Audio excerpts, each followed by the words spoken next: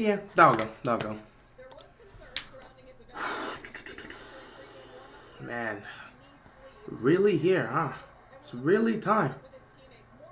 The end is approaching. Playoff football is finally here. And we kick things off with the Browns and the Texans.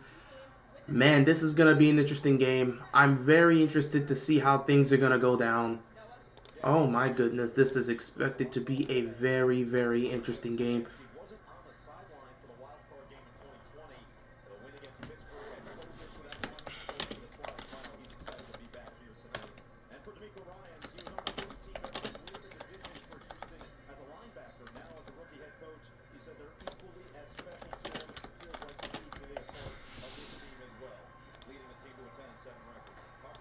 This is going to be a good one.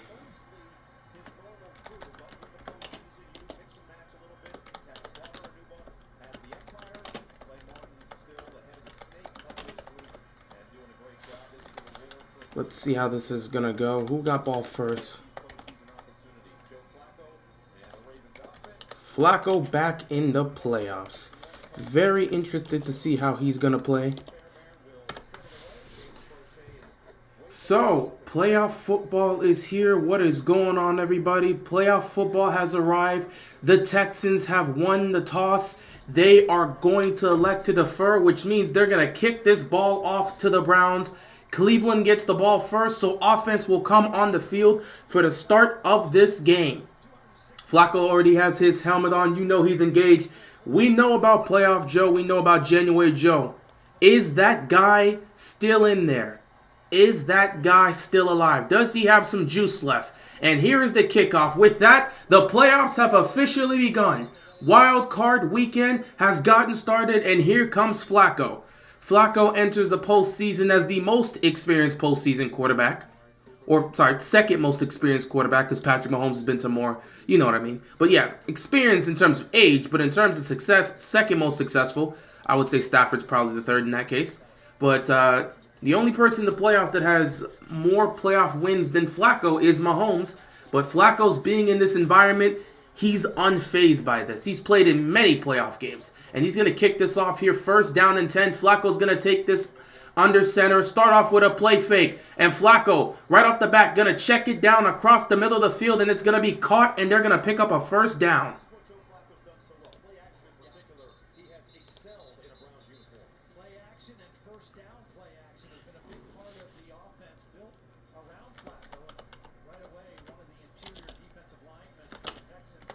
Right off the bat, the Texans suffer an injury.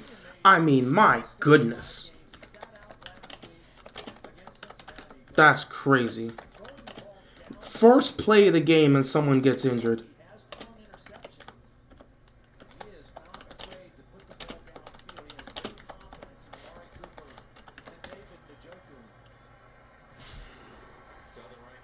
First play of the game and an injury happens.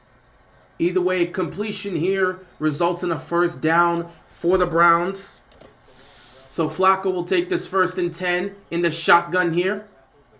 Flacco's going to take the snap. He's got time, looks across the middle of the field. It is caught. Going to get it to Bell. Pick up about 5-6 yards here. Second down coming up for the Browns.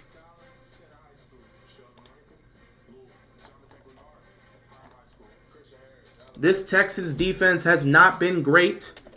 They got torched by Flacco when they met up a couple weeks back in the regular season. We're going to see if they've made any improvements, or will Flacco continue to eat the way he was able to eat last time he was in this building. Second down and 4 here. They're going to hand the ball off, and the defense is going to make a stop. Perriman makes a stop behind the line of scrimmage, and it sets up the first third down play of the game. It seems like the Browns do not want to run the ball. It's early in the game. They're going to look to run the ball and set things up. But just be prepared. They're right now they're just looking to try and trying to just get things going early on with the passing game and get more comfortable. You know, Flacco, like, sometimes it takes him a while to get comfortable in the passing game. Third down and 9 here. Let's see if they can convert. Flacco takes a snap. Flacco's got time. Flacco, pressure's coming. Flacco's just got to get rid of it. It is caught, but way behind the line of scrimmage. And the Texans defense is going to make a stop here on the opening drive. What's going on, Josh? Texans defense holds up. They're going to force the Browns to punt. Texans defense doing a great job there. Sent some pressure. Flacco didn't. He had some time, but not enough time. Guys were covered down the field. What's going on, D? Appreciate you stopping by. It's playoff football. The Texans defense making a stop on the first opening drive here for the Cleveland Browns, and they're forced to punt. 4th down and 15 here. Got to get a good punt from your punter here. Let's see what he can do. Oh, it was nearly blocked. It was nearly blocked, but he still got the punt off. And it's going to be fairly caught around the 17-yard line. It was nearly blocked. And CJ Stroud is going to come on the field for not only the opening drive of the Texans, but his first ever career drive in the postseason. CJ Stroud has had an amazing rookie year, arguably the best rookie season by a quarterback we've ever seen. Can he continue this rookie run by continuing that same success into the postseason? We're going to find out starting with this opening drive. If the Texans can stop Flacco from extending plays, they'll be good they'll be in good shape, absolutely. If they can stop Flacco from extending plays, they're going to have a great chance. But it's not even just about extending plays. If they can get to Flacco, they put themselves in a good chance to not only sack him and get him on the ground, but force him to make mistakes. And when you force Flacco to make mistakes, or you force some pressure on Flacco, and he takes those shots, sometimes you're going to get some arm punts. So the Texans have to look to put pressure on Flacco early on. I feel bad for Bills and Steelers fans who called off work to watch their teams play on Sunday. It's unfortunate. I didn't think they were going to move the game, but they felt that based on the conditions, they just weren't going to be able to be prepared. Based on the conditions in the environment around Buffalo right now due to that heavy blizzard, they just felt they weren't going to be ready and prepared by tomorrow. So they pushed it to Monday at 4:30. It's going to be very interesting watching a 4:30 Monday playoff game. But, that's just how it is. Man, I miss playoff football. A lot of us miss playoff football because we know the intensity's high. But, if your team's not in the playoffs, you're really just here as a fan to just enjoy. If you do have a team that's in the playoffs, obviously there's a level of anxiety and nerves because you're sitting back and being like, all right, can we get it done? Unless you're a team that's already won. If you're like the Chiefs, you're sitting back and saying, all right, this is the time where our guys get engaged. We're not really worried or concerned. We know we can get the job done. It's just time for these guys to get engaged. It's playoff football now. If you're experienced in the postseason, there's no nerves. If you haven't had a lot of postseason success, there's absolutely nerves. Monday is MLK Day, so there will be a lot of people's day off. Yeah, but there's still going to be some people. Not everybody works. Not everybody works on MLK Day, but there's also a good bunch of people that do work on MLK Day. And like Simple said, there were people that took off to get to the game Sunday. So there's chances that they're going to have to work Monday, which means they're going to miss that game. It's just unfortunate because, again, when the schedule gets mixed up, people set those days specifically for that. And when it gets muffled up and mixed up, it makes it difficult because what if you took off on Sunday and now you said, all right, I'll work on Monday instead of Sunday, and now the game switched to Monday. Well, you can't take off Monday now. And it becomes a problem here. Either way, opening drive here for the Houston Texans. CJ Stroud here going to take the snap. And he's going to start off by checking the ball down here. He gets a good block. And a couple yards picked up by Singletary. Probably about 2. Second down coming up here for the Texans. This Browns defense is decimated with injuries, but they have been great throughout the year. And they're going to look to try to put the pressure on CJ Stroud and make him make mistakes. That's what they're going to try to do. Try to make him make mistakes. This Texans offense is still explosive, and they do have great weapons, starting off with that great talent in Nico Collins that could just explode down the field. 2nd and 7. Stroud, he's got time. He's going to fire across the middle. It is caught by Collins, and Collins picking up the first down. Speaking of Nico Collins, right off the bat. The last 2 years for us have been pretty crappy, so if we make it all the way this year, I'm talking trash all summer long. Oh, trust me, Ravens fans are already ready if the Ravens win the Super Bowl. Great throw here by CJ Stroud. Had enough time in the pocket. Lets it rip to his number one weapon in Nico Collins. Huge gain here. 1st down Texans. And CJ Stroud already connecting with his number one target early on in this game. First down and 10 for the Houston Texans. They're at their own 41-yard line here. Stroud fakes the handoff. Play action here. He's going to roll. He's going to fire. He's got another man who just dropped the football. He was wide open. Schultz with the drop. Would have picked up another first down. Incomplete pass. Great throw by C.J. Stroud. Schultz just did not make the catch there. Incomplete. That's a tough drop. Early playoff jitters here. Early playoff jitters for Schultz here. Gotta shake it off, man. You're gonna have some drops here and there. Gotta shake it off. Second down and 10 here for the Texans.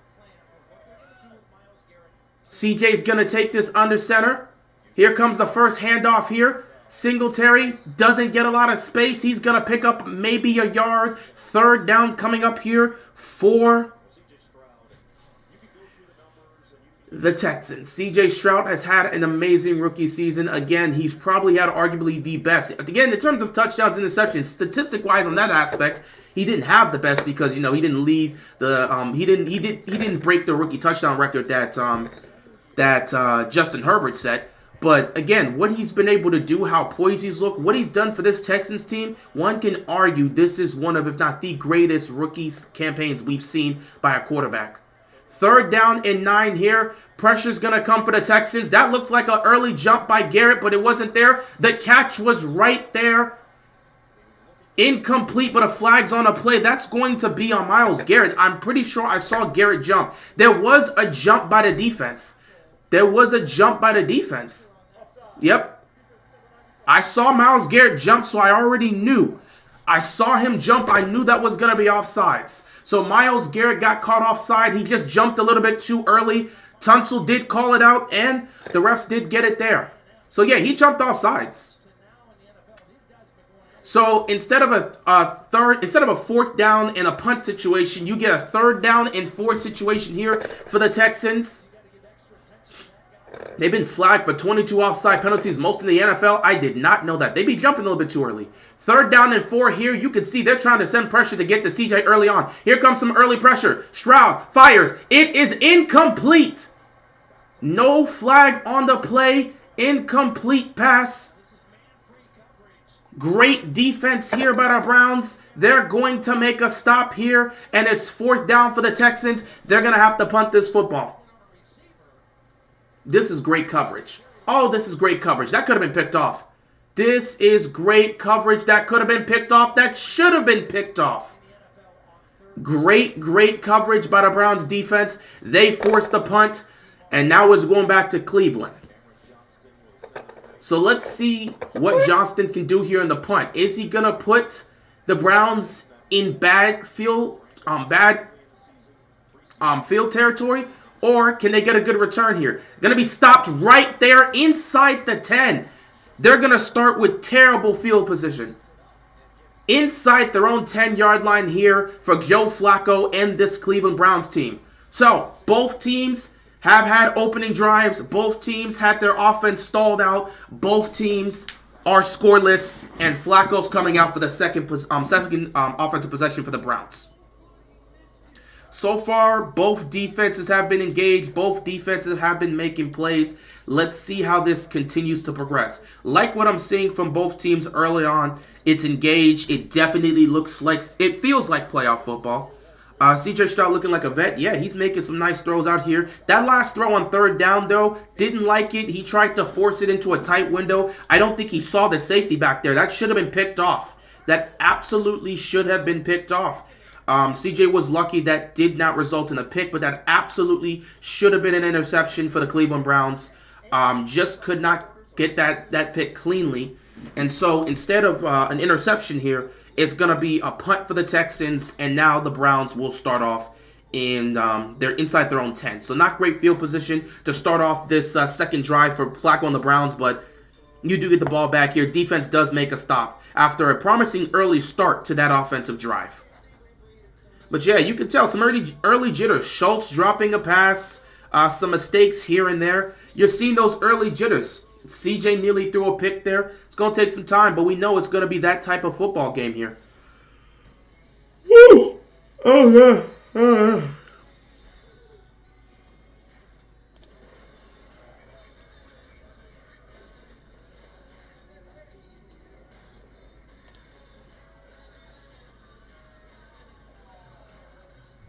This is it's gonna be quite the game. It's gonna be competitive no matter how you look at it. Quite the game. Both teams right now are engaged. Both defenses have come to play early on. So we're gonna see. Yeah, we are absolutely gonna see how this continues to go.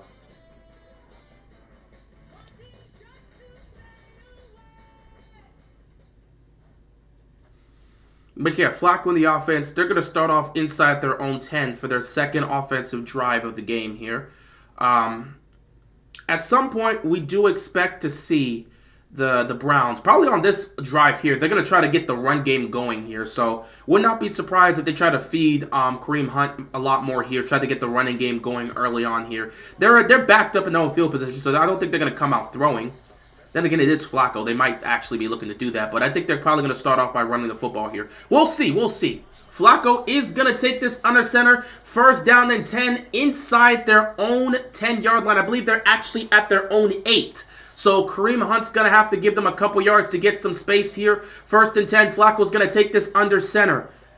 He's going to hand the ball off to Kareem Hunt. And Hunt, he's not going to pick up much yardage, probably about 3 yards. Second down coming up here for the Cleveland Browns. Got to establish the running game in the playoffs.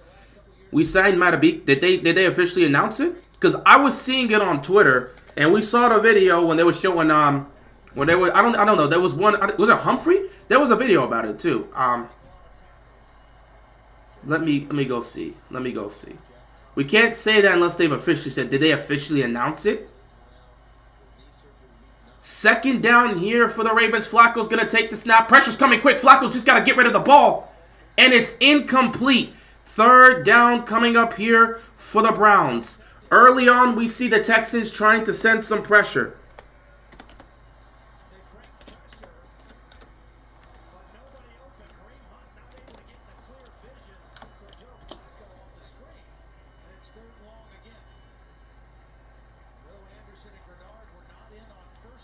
Third down and 8 here for the Browns.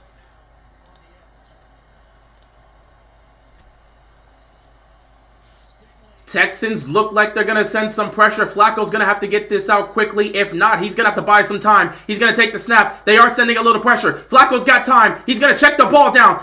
And Hunt is going to be dropped immediately. Once again, the Texans defense has made a stop.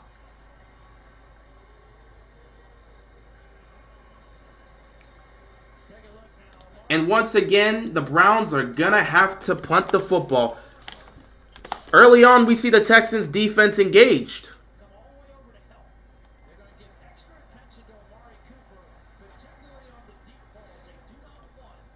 Gotta like what you're seeing early on from Flacco in terms of not trying to force the football down the field if it's not there. So they're going to punt this football. Texans going to get it back here.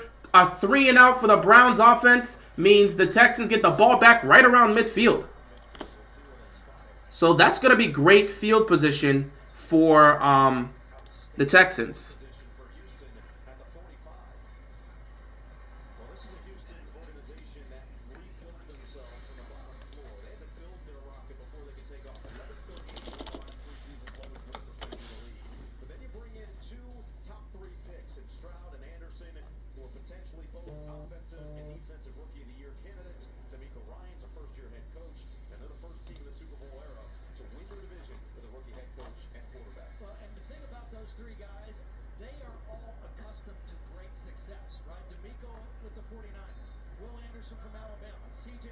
So, I mean, I haven't seen any official report. I know about the video you're talking. I'm going to wait until we get a report. Meanwhile, CJ, he's going to dump it off here. It's going to be caught by Singletary. Picks up a couple yards.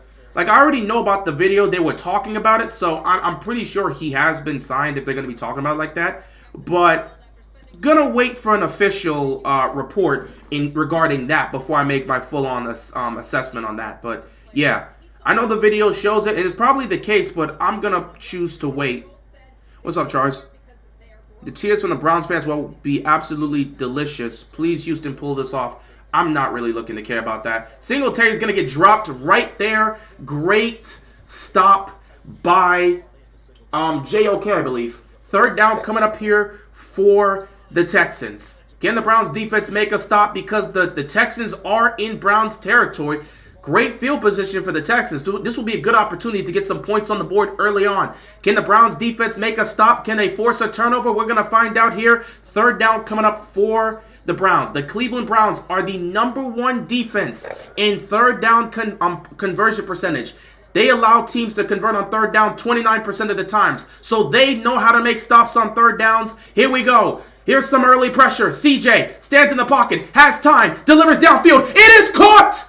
Oh my goodness, by Nico Collins. That would have been a touchdown if Stroud didn't get hit. What a throw. First down and goal for the Texans. The pressure came. CJ stood in the pocket, and as he's getting hit, he delivers the ball. If CJ had a little bit more time to step into that throw, Nico Collins has a touchdown. Great throw and great catch by Nico Collins right there. First down and goal here for the Texans. We got to see. I think they are trying to review this to see if Nico Collins made that catch. Obviously, he did. It's not even close. That ball didn't even come close to touching the ground. Yeah, that's a clean catch. First and goal. What are they looking at? There's no way Stefanski's going to challenge this.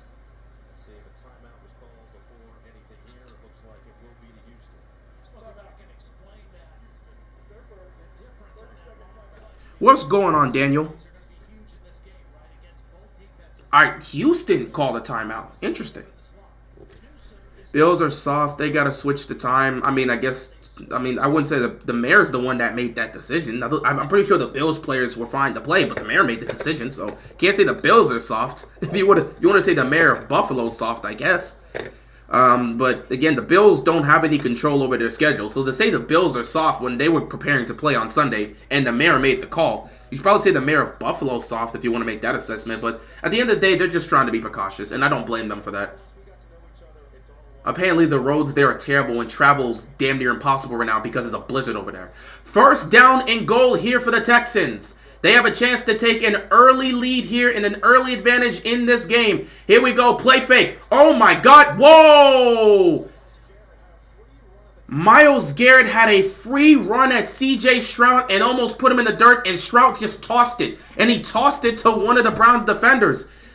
Myles Garrett was so close to just dropping C.J. C.J. immediately saw him and made a dangerous play. That could have been picked off. That absolutely could have been picked off. He was trying to get the ball out of his hands, but that could have resulted in a terrible interception. But CJ was just trying to get the ball out of his hands quickly. He saw Myles Garrett and said, I got to get it away. He saw a receiver there, so he just decided to toss it.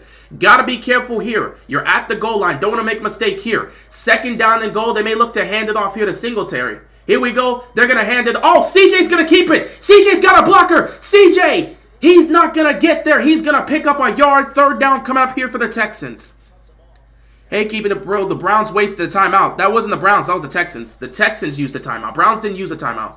I assumed it was them because I thought they were checking the catch. But no, Houston's the one that called the timeout. So, Houston, they called the timeout. I don't know if it was a waste or not. I guess they wanted to get themselves a little bit of rest. I don't know why they called the timeout for. But the Texans are the one that called the timeout, not the Browns. Third down and goal here. It would be huge if the Texans can find a way to get in the end zone. If not, you settle for 3. It's a long game. Take the points in the playoffs. Don't need to try to be overly aggressive. If you can't get it here, take the points. Third down and goal. You know they're going to send pressure. CJ rolls to his right. CJ fires. Oh my God, it's incomplete. Oh, I thought he caught that. It was a low throw. Fourth down and goal here for the Texans. It's a low throw by CJ. Oh, it could have been caught. It could have been caught, but the defender swipes it. It's a low throw, but the defender swipes it. So you take the field goal here, take the points. Are the Texans going for this? No, they're taking the points. They're going to take the points here. Yeah, I saw the video. Until I get confirmation, I'm not going to use a video as confirmation. Until we get an official report, I'm not going to use that video. You take the points in the playoffs. No reason to try to go for it against one of the best defenses in the league. You take the 3, and you trust your defense that's been playing well so far. Got to score a touchdown when you get to the end zone. Absolutely. But at the end of the day, if you're not able to get into the end zone, you must take the points. This is the playoffs. There's no reason to take those unnecessary risks and be overly aggressive. There's no reason to do that. There's no reason to do that unless the game's on the line. So that was a great drive by the Texans. They weren't able to get in the end zone, but they were able to put points up. So they're going to start off the scoring fest here, I guess, with a field goal here. Great stop by the Browns defense. They gave up a huge play to Nico Collins to set up the 1st and goal, and the defense tightened up and made a stop. Now at this point, you got to start seeing this offense get going a little bit for Flacco and this Browns team. You're going to start seeing Flacco. He's going to start targeting Njoku. He's going to start targeting Amari Cooper. You got to absolutely look to do that. You got to get it in the hands of your playmakers.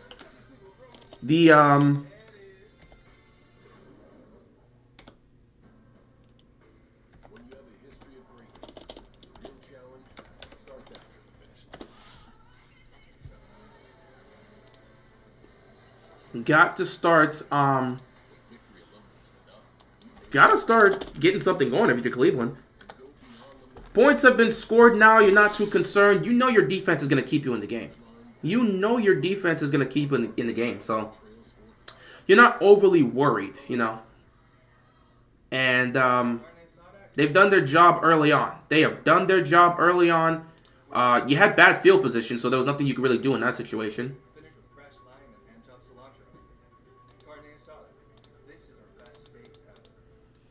But the Texans do strike first in this game. Now it's time to see if Cleveland has some sort of response. Stream the next game. I don't even have. I don't even know. Like, again, I don't know if I'm going to be streaming this game and then the next game. I'll have to think about it. I legit will have to think about it. Am I streaming Dolphins Chiefs? I'll have to think about it. I might.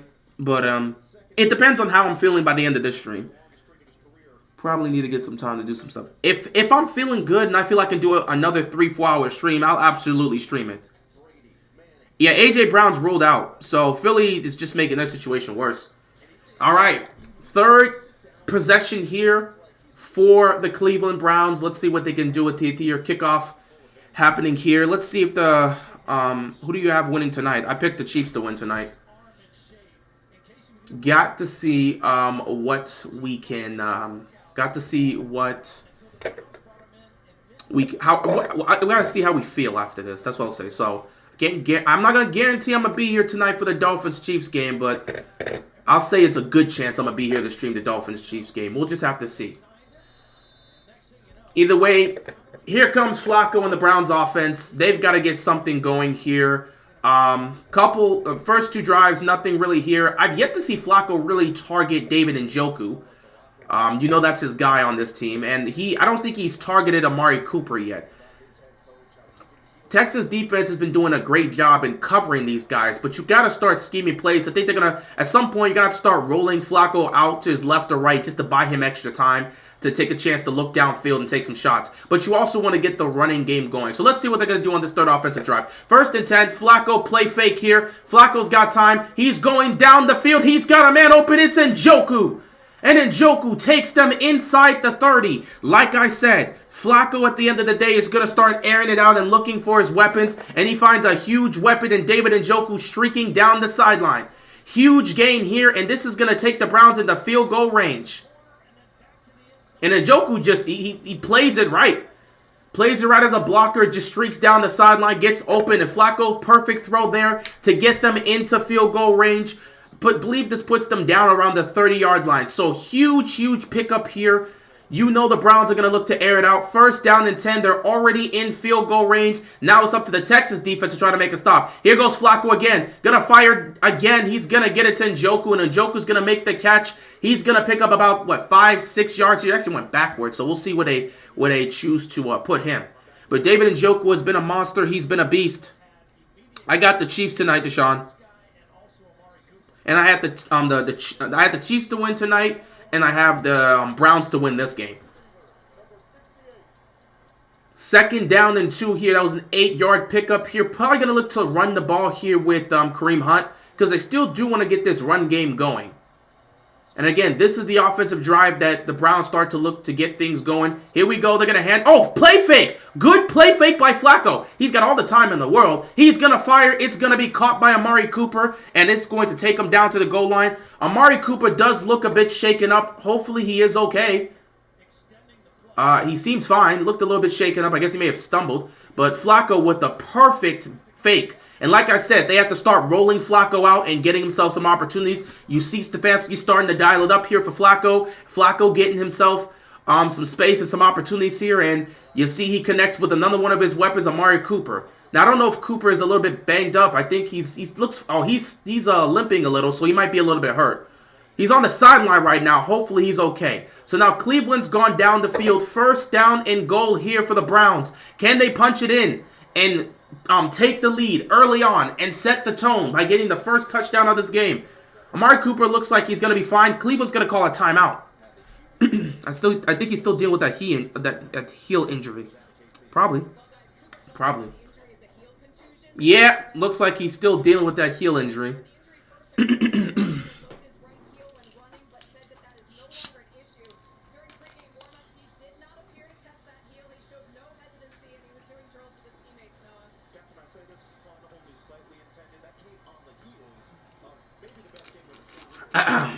First down and goal. Let's see what Flacco and this team can do here. They're going to run some type of trick play because Kareem Hunt is not going to take the snap on the center. And he's just going to get the direct snap and just take off. Hunt's going to pick up about 4 yards, maybe 5. It's going to take them down to the 3-yard line. Second down and goal here for the Browns.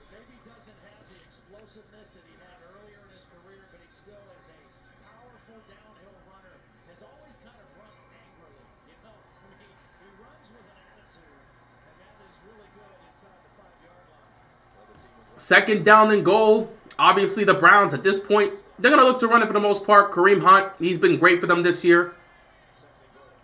Here we go. Oh, a play flake by Flacco.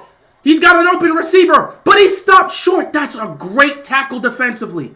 That is a great tackle defensively. He stopped short at the 1-yard line. If you're Cleveland, how do you play this if it becomes a 4th down situation? Do you go for it as well? Or do you settle for 3? Because this is a beautiful tackle. He is stopped at the 1. Beautiful tackle, stopped at the 1. Great stop right there. He doesn't get to the pylon. So now it's stopped at the 1-yard line. Can the Texans defense make a stop? Or will Cleveland strike first? I think the Browns can get themselves a touchdown here. Some extra protection. They're going to hand it off here. And Hunt breaks free. And he's into the end zone. Touchdown, Cleveland. And they're going to take the lead early on in this game. What a drive for the Cleveland Browns. What a drive. When they needed the drive the most, they go down the field 6 plays, 75 yards, and they find themselves in the end zone and take an early lead here in this game. You think the Browns will bring back Flacco next season? That's up to them if they want to. I don't know. At the end of the day, this is some old school football. You get that extra protection. You line up under center. You just let your back do it. You let your back do the job. You let your blockers give you the protection.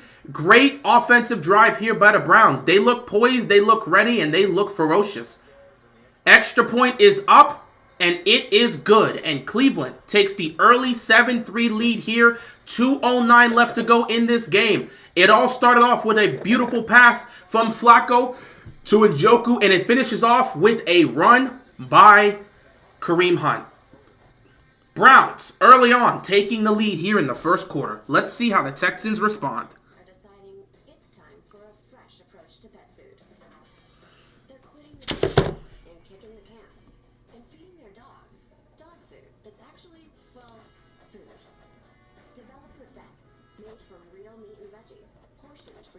Yeah. It's smarter, healthier pet food.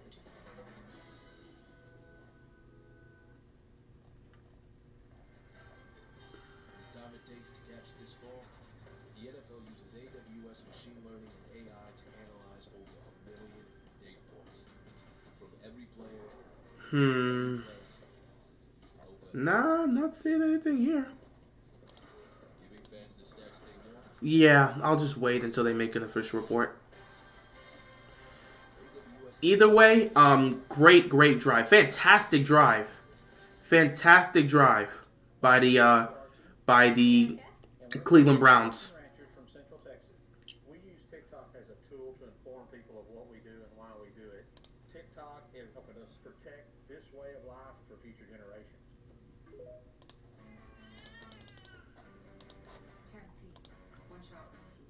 Either way, 7-3 game here. We'll see how the Texans are going to respond, because now you're down. You had an opportunity to score. On third down, you weren't able to convert and get in the end zone. On third down, they were able to convert and get in the end zone. So let's see how the Texans respond on this drive. Obviously, Browns defense, they've looked solid. Texas defense, they would look solid. Did give up this touchdown on this drive here. Both defenses have made some good stops, but both offenses have made some plays.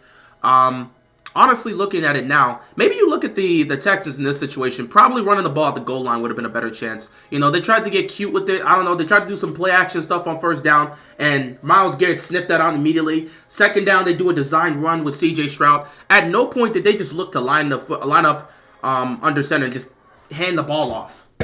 Meanwhile, Cleveland, they play an old school style of football, so they're not afraid to just line up and just hand the ball off on these situations.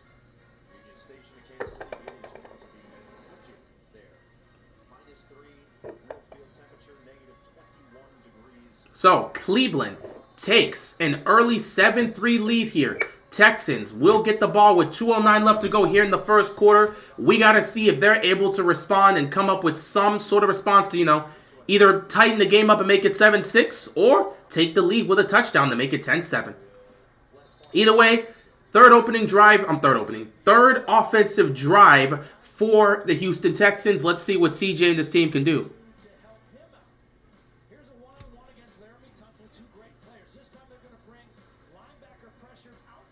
I will say this, the offensive line is doing a pretty good job in protecting C.J. Stroud so far in this game, given the fact that they're going up against the Browns on front seven. You know that D-line for the Browns is ferocious. And they've done a relatively good job so far in this game. But as the game starts to wind down, you know this Browns defense is going to get more and more ferocious. And they're going to get opportunities to get to C.J. Stroud. It just depends if they're able to actually capitalize on it or if C.J. can make the plays. They're going to start off with a toss here on first down. And here goes Singletary! To the 50, inside the 45-yard line, taking them into Browns territory. That is a great run by Singletary. A huge pickup here takes them into Browns territory. First down, Houston. Great blocking here by the Texans and great vision by Singletary. Saw a hole and just cut up and just took off. 29-yard pickup here. First and 10 for the Texans. CJ, he's got time. He's going to fire down the field. He's got a man streaking. It's caught. Streaking down the sideline. First down, Texans. They're coming out with a response. They're throwing some heaters here. This is going to be a great game that's going to come down to the wire, man. Let's see if the defense can come up with some sort of stop like they did last time. Texans moving the ball down the field once again. Huge pickup here. This takes them inside field goal range. It might even take them inside the red zone. Where was this marked down? This takes them inside the red zone. They're at the Cleveland 19-yard line. C.J. Stroud making great plays down the field. Here we go. Fakes the handoff and fakes the toss to Collins. Collins breaks a tackle and picks up about 5-yard lines here. Second down coming up for the Texans.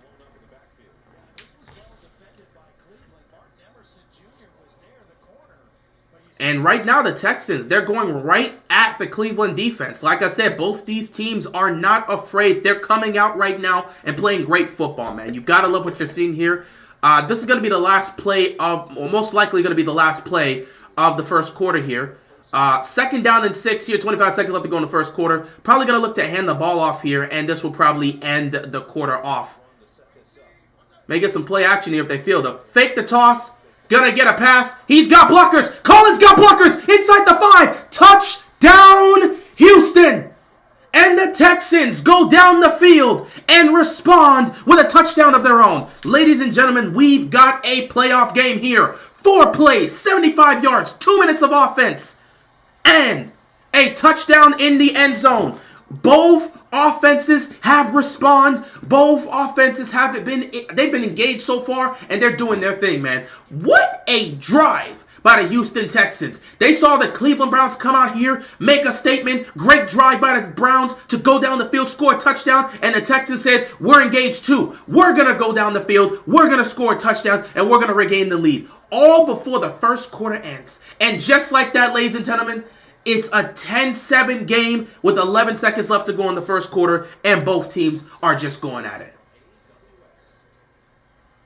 Wow. What a drive by both teams. What an offensive drive by both teams, man.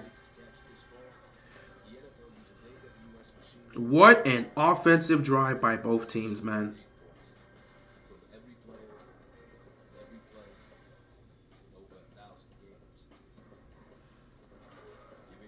This is such a good game. It's a great way. It's a great way to start off playoffs. I hope this game comes down to the wire. I don't want no blowouts. I want this game to come down to the wire, man. This is what playoff football is about. And if we're going to kick things off with this, because trust me, I don't expect a blowout against the Chiefs and the Dolphins. That game is going to be close because of the weather conditions there. And this is the worst possible situation for the Texans. Laramie Tunsil is down, and he's been doing a great job against Myles Garrett. Losing that player right now is going to be bad. He is huge in terms of what this offense does, and he's done a great job against Myles Garrett. If he's done for the rest of the day, that's not going to be a good thing. Oh, his own guy, friendly fire, landed on his leg.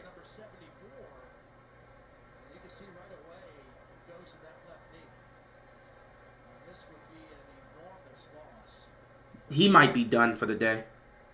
He might be done for the day. He grabbed that knee immediately. He might be done for the day. Laramie Tunsil's probably done for the day. He can't even stand up. He's done for the day. That's his knee, bro. That's his knee. You hope it's nothing severe. Well, he's getting up now. He's getting up now. And he's walking. We got to hope for the best. I don't know. The way it looked, the way he grabbed that knee, it looked like he was done. But he's getting up right now. He's getting up right now. He is in a little pain. He's limping a little. But it doesn't seem like it's anything severe. We'll find out. They're going to go check him out. But it doesn't look like it's going to be majorly severe because he is walking off the field on his own accord. They need this guy, man. He's the biggest, he's the most important, the biggest factor and the most important factor of this offensive line. They need him. So we'll see. We'll see if Tunsil's going to be good to go. From what I saw initially, it looked like he would be done. But, you know, you never know with some of these injuries. Sometimes it looks worse than it actually is. And sometimes you look at the injuries and it doesn't look that bad. And all of a sudden, season-ending injury. The fact that he's able to walk off the field on his own tells me it's not severe. So at this point, it looks like he's going to be okay. But I don't know if he's going to return to this game because it is a knee injury now. So now they're going to go get him looked out and they're going to be cautious. I think he was scared more than anything. Those type of injuries suck. That is true. Flacco and the Browns offense coming out here. Going to run one last play just before the quarter ends. And yeah, the Texans went down the field. They responded with a touchdown of their own. So now it's up to Cleveland to try to go out there and regain the lead. If they can continue to play the way they've played so far, if they can add and build off of the way they played on that previous drive, they'll be able to put some more points on the board here. Going to be probably the last play of the first quarter here. Flacco, 1st and 10, taking this out of the shotgun. He's going to take the snap here, looking, firing across the middle. It's caught! Free space, nobody gonna... Oh! Wow!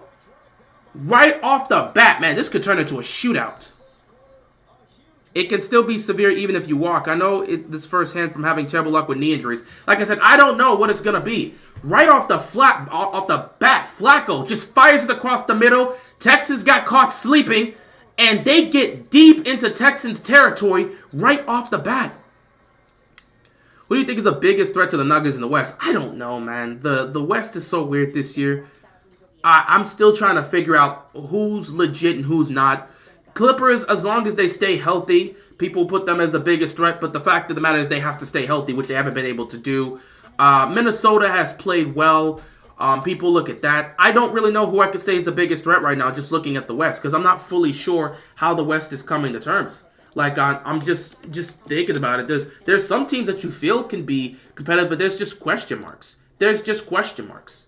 The Eastern Conference is pretty much the same, but there's just question marks. Like I said, the Timberwolves right now, they're probably seen as the best team right now record-wise. People look at them as a threat, but again, I have to fully see them put this together in the postseason. I'm not fully sure I can completely trust the Timberwolves just yet. but still plenty of time in the season. But we'll get into January, so they're playing well. But I just have to see them put it together in the postseason. And then people look at the Clippers, and it's like, well, the Clippers, the Clippers for the most part,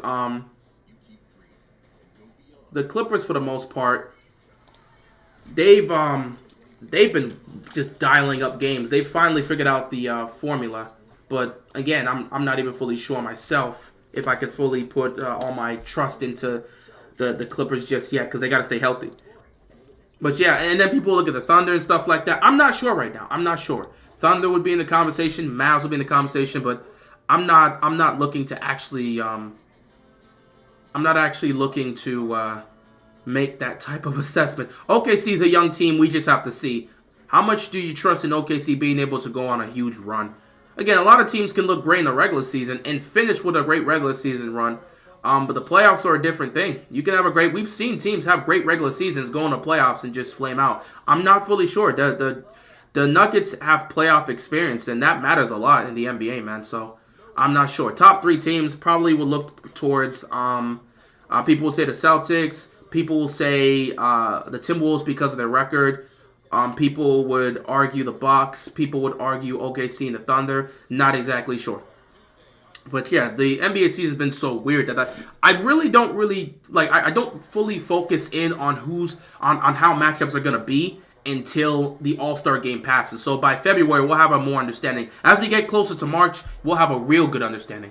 Huge game picked up just before the end of the first quarter here. First down and 10. Cleveland's already in field goal range here. They're gonna hand this ball off. And they're going to make a stop here, pick up about 3 yards here. Second down coming up here for the Browns. Nice game by Ford. And yeah, Flacco just took advantage of this. I don't know who was on the tight end there, but this looks like somebody made the mistake here. But that was a perfect read and a perfect throw by Joe Flacco. Besides 2012, this is the best we've ever seen Flacco. I mean, he was playing like this in 2014, so I wouldn't say that.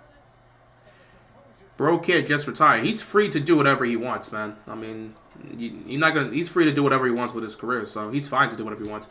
Second and 6, they're going to hand the ball off here again, and they're going to get close, but they're going to be about 2 yards short here. Third down coming up here for the Browns. Flacco's been great with the ball, man. Flacco's been great with the ball today. He's been accurate. He's making great plays. He's looking like playoff Flacco, the playoff Flacco everybody knows and loves. But he's just not the thing that Flacco's doing right now that he was doing in the regular season that he's not doing here is he's not forcing the ball. So the thing he's doing here is he's not forcing the ball. He didn't do that in the regular season. He was forcing the ball, and that was leading to a lot of the turnovers. But Flacco right now he's just taking what the defense is giving them. Browns just lost an offensive lineman here, so that sucks. Injuries just continue to pile up for both of these squads. Both of these teams are riddled with injuries, man. Woo! These injuries, bro. Third down and 2 coming up here for the Browns. Let's see what Flacco and this offense can do.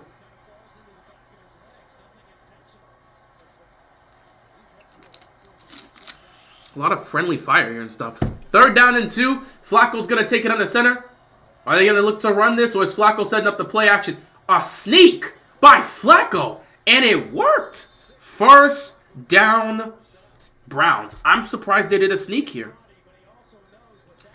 Come playoff time, the Heat is going to be a dangerous team, but the biggest problem for y'all is health. Jimmy Butler, it's the same story for us every year. Health has always been an issue for us. I had us beating Houston, and then KC, I'm talking... Oh, and then the KC, I'm talking Slaughterhouse. We'll see how it goes, man. We'll see how it goes. But yeah, it's the same story for the Heat every year, you know. I'm not worried about them until playoff time. First down and 10 for the Browns here. Man, Flacco is looking poised. He looks like a veteran who's been in this situation before. And he has this Browns team vibing right now. Flacco takes a snap. He's got time. He's going to float it. It's going to be caught. Oh, that's a... Whoa! Was that not a face mask? That was close to being a face mask. That was very close. I'm excited for the Ravens game next week. I can't wait. Yeah, it should be a good game. Second down and 4 here for the Browns. Texans defense right now trying to make some sort of stops, but Flacco right now, he is in the zone. Flacco is in the zone, and he's just making the plays. Flacco is in the zone, and he is doing his thing. 2nd down and 4 here for the Cleveland Browns. They're going to spread it out here. Flacco's going to be in a shotgun here. 12:25 left to go here in the first half. Flacco takes a snap. He's looking towards his right. He's going to toss it to Hunt. And Hunt's going to take it in for the touchdown. And the Browns, once again, get in the end zone. Back-to-back drives with a touchdown. And they're going to regain the lead once again. Just a shovel pass by Joe Flacco. 6 plays, 75 yards, 3 minutes time of possession. And once again, the Browns continue to move the football. And they are putting points on the board. The Texans defense looks lost right now. They look like they're playing in slow motion. And Flacco, looking like the veteran, just making the right plays. That was a great decision for the toss. And Kareem Hunt is having a great day. 2 touchdowns on the day here so far in the first half for Kareem Hunt. Extra point is up. It is good. And once again, Cleveland has regained the lead. So now it's time for CJ Stroud and the Houston Texans to go out there and see if they can respond. Because once again, Flacco and the Browns have gone down the field. They've put points on the board. And they've regained the lead once again. Game manager Flacco. Hey, man, Flacco's been making some great plays. Flacco's been making some great plays. Shout out to him. Flacco's been making some great plays today.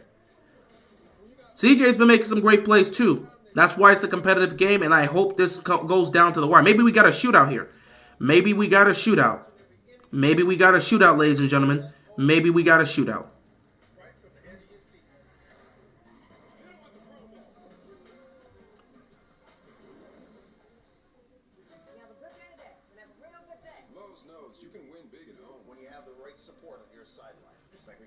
So far, it's been a great game. It has been a great game, and we hope for that to continue.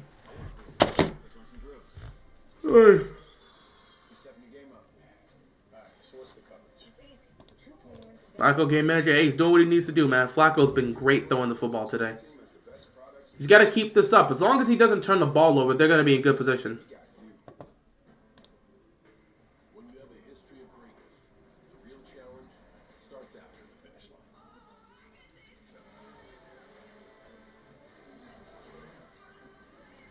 When victory alone isn't enough, you raise your bar, keep dreaming, and go beyond the limits of what you ever thought possible. The new 2024 Ridgeline Passport Invite, part of our most... Yeah, we got to see how things go, man. Got to see how things go. Right now, the game is very competitive. It's very back and forth. Texans opened up the scoring aspect. They've scored on their last 2 drives. And now the Browns have scored on their last 2 drives. So now it's time to see if the Texans can respond again.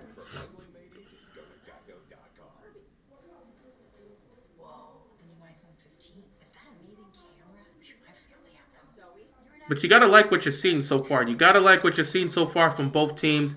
Both teams are engaged. Both teams are playing at a high level. Both teams are just playing good football. This is what the playoffs are about. And I'm glad we're getting to see this. This is what the playoffs are about. Great football by 2 great teams. And everybody's playing well. Let's see if the Texans can come out with a response. Because right now the Browns are in the zone. Back-to-back touchdown drives for them. Let's see if we can get something from the Texans. Can they respond? Can they respond? That is the question. Now, right now, both defenses are kind of in the frenzy. They got to get themselves going. That's an aspect that's got to be talked about. Got to get themselves going here. CJ Stroud getting ready to come back out there again. I don't know if Tunzel's going to be out there. But, again, Cleveland with the early 14-10 advantage here. Kind of a low kick here.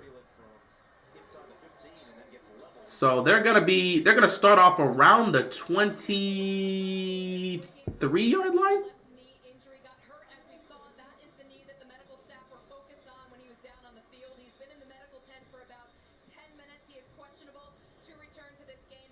So, yep, Laramie Tunzel, he's questionable to return with a knee injury. I have no idea if he's going to be able to pull up. We'll see. We'll see. First down and 10 here. Let's see what CJ Stroud and this offense has to bring to the table. Can they go out here and respond and put points on the board? Here we go. First and 10. Play fake. Stroud is going to toss it. He's got an open man. And he's got blockers, and he's going to cut it to the 50, to the 40, to the 30. He's going all the way. Touchdown, Houston. 1 play, 1 drive, 1 touchdown. Houston with another response. And the Browns defense is just lost. We've got a shootout, ladies and gentlemen. We have got a shootout. CJ Stroud's about to have the greatest game a rookie quarterback has had in the history of football. He just takes it. What happened with the Browns defense here? Oh, he sells the block. He sells it. He sells it like a blocker, and he cuts it back inside, and nobody's there in the secondary, and he just takes it the distance. What a way to start off the playoffs. Once again, defense might, at this point, I'm throwing defense out the window. Both defenses are far too injured to make much of an impact. I'm throwing defense out the window. I'm throwing defense out the window. It's about to be a shootout. 17-14. Do you think quarterbacks should get credit for a yak? Again, whether they should or shouldn't, they're always going to get credit. Doesn't matter if we don't believe they should. They're going to get credit. That's just how it works. That's just how it works. But we do give credit to the receivers for what they do when it comes to statistically wise, when it comes to what they do yards after catch. The best receivers, you look at what they do with their yards after catch, and we give them a lot of credit for that. Was that a touchdown pass or a run? Why would it be a run? It was a pass. Oh, Charge, well, you might have missed it. It was a pass. You might have missed the play. It was a pass. They faked. They had CJ roll to his left, and the receiver faked like he was blocking, got past. He faked like he was blocking, and took off for a route. CJ tossed it up about a 10-yard play, and then the guy cuts it back to the inside because he was on the outside. Cuts it back to the inside, goes down the field, and then scores. Browns number one deep. I said this yesterday. Yeah, some of y'all, I don't know if some of y'all were here yesterday when I was doing my predictions. I said this yesterday. The Browns defense from weeks 12 to week 17. From weeks 12 to week 18. Go back and look at those numbers. Injuries play a factor into why this is the case. But in weeks 1 through 11, the Browns were the best defense in football. From weeks 1 through 11, the Browns were the best defense in football. From weeks 12 to week 18, they became a much worse defensive football team. I spoke about this when I was giving my predictions. They give up more points. In weeks 12 to 18, they were giving up more points offensively. They were giving up more yards offensively. I was discussing this. The reason why they're still ranked high is because overall throughout the season, the defense has been great. Those first 11 weeks, they look like the best defense in football. But the last 7 weeks, no. They've been middle of the pack. They've gotten worse defensively due to these injuries. And I said, because of that, if CJ Stroud's able to take advantage of that and get some big plays, they're going to have opportunities. I tried to tell Browns fans this. No one seemed to care. They kept riding on their number one defense mantra because of what they were doing the first 11 weeks, yet ignoring the fact that the last 7 weeks, their defense hasn't been that great. But, it is what it is. And this is why I said I didn't expect the Browns to destroy the Texans. I know that defense is decimated with injuries. That Browns defense is decimated with injuries. And I already knew this. That's why I was like, yeah, nah. You can't just assume it's going to be a shootout. Not to mention, CJ Stroud at quarterback, stop it. The way he's played this year, I'm really serious. I might be inclined to say this guy's having the best rookie season a quarterback's had in NFL history. I say it's better than what Justin Herbert did in his rookie year. This guy's taking the Texans to the playoffs. He's taking the Texans to the playoffs. And in his first playoff game, look at how he's playing, bro. Look at how he's playing. The guy's just doing his thing. So now that the Texans were able to score on one play, the Browns offense has to come back out here and try to do something to regain the lead once again. I'm telling you, bro, CJ Stroud is the real thing. Sometimes you get anomalies where it's like, okay, you get a quarterback that comes in his rookie year and he's just a made man and he's just that guy. CJ Stroud's just that guy. I don't think we need to question whether or not he's that guy. He's showcasing that he's that guy right now. And I tried to tell Browns fans, just because you destroyed a Texas team with Case Keenum at quarterback does not mean you're going to destroy a Houston team with CJ Stroud as quarterback. They play two different styles of football when that young man is under center. They're an entirely different team when CJ Stroud plays. 1st and 10, play fake here. Here comes Flacco, going to fire it down the field. Oh, incomplete. Njoku was hit right as the ball came there. It was very close. Honestly, is it a bang-bang play, or did he hit him before the ball got there? If he hit him as the ball got there, that's not pass interference. Oh, no, that's pass interference. That's pass interference. That should be called. That is defensive pass interference. It's a bang-bang play, so I understand why the refs missed that, but that's clear PI. The ref's right there. That's pass interference. He made contact before the ball got there. That's clear pass interference. 2nd down and 10 here for the Browns. That is clear PI. That is clear PI. Cleveland's going to have to use their 2nd timeout here, but that's clear PI. This young man is having one of the best rookie postseason debuts, man. CJ Stroud's he's a made man. CJ Stroud's a made man. Okay, I think we'll see how this game goes, but if he pulls off this victory, I feel like you can put him up there with the top of the top, bro. You can put him up there with the top of the top and say CJ Stroud, he's up there. You can put him in that 2nd tier if you want. Where you're like, all right, bro, you feel you can trust this guy. He's one of the top quarterbacks in the league. He's about to establish that in year 1. The way this young man has played, man, I'm telling you. That's why I said I really wanted to pick Houston as the upset here. I still got the Browns in this game, but the CJ Stroud effect is real, and we're watching it happen right now. 2nd and 10, another play fake here. They're going to be doing play action all day. Flacco's going to check it down, and it's just not going to go anywhere, and he's going to lose yardage. 3rd down coming up here for the Browns. Got to see here.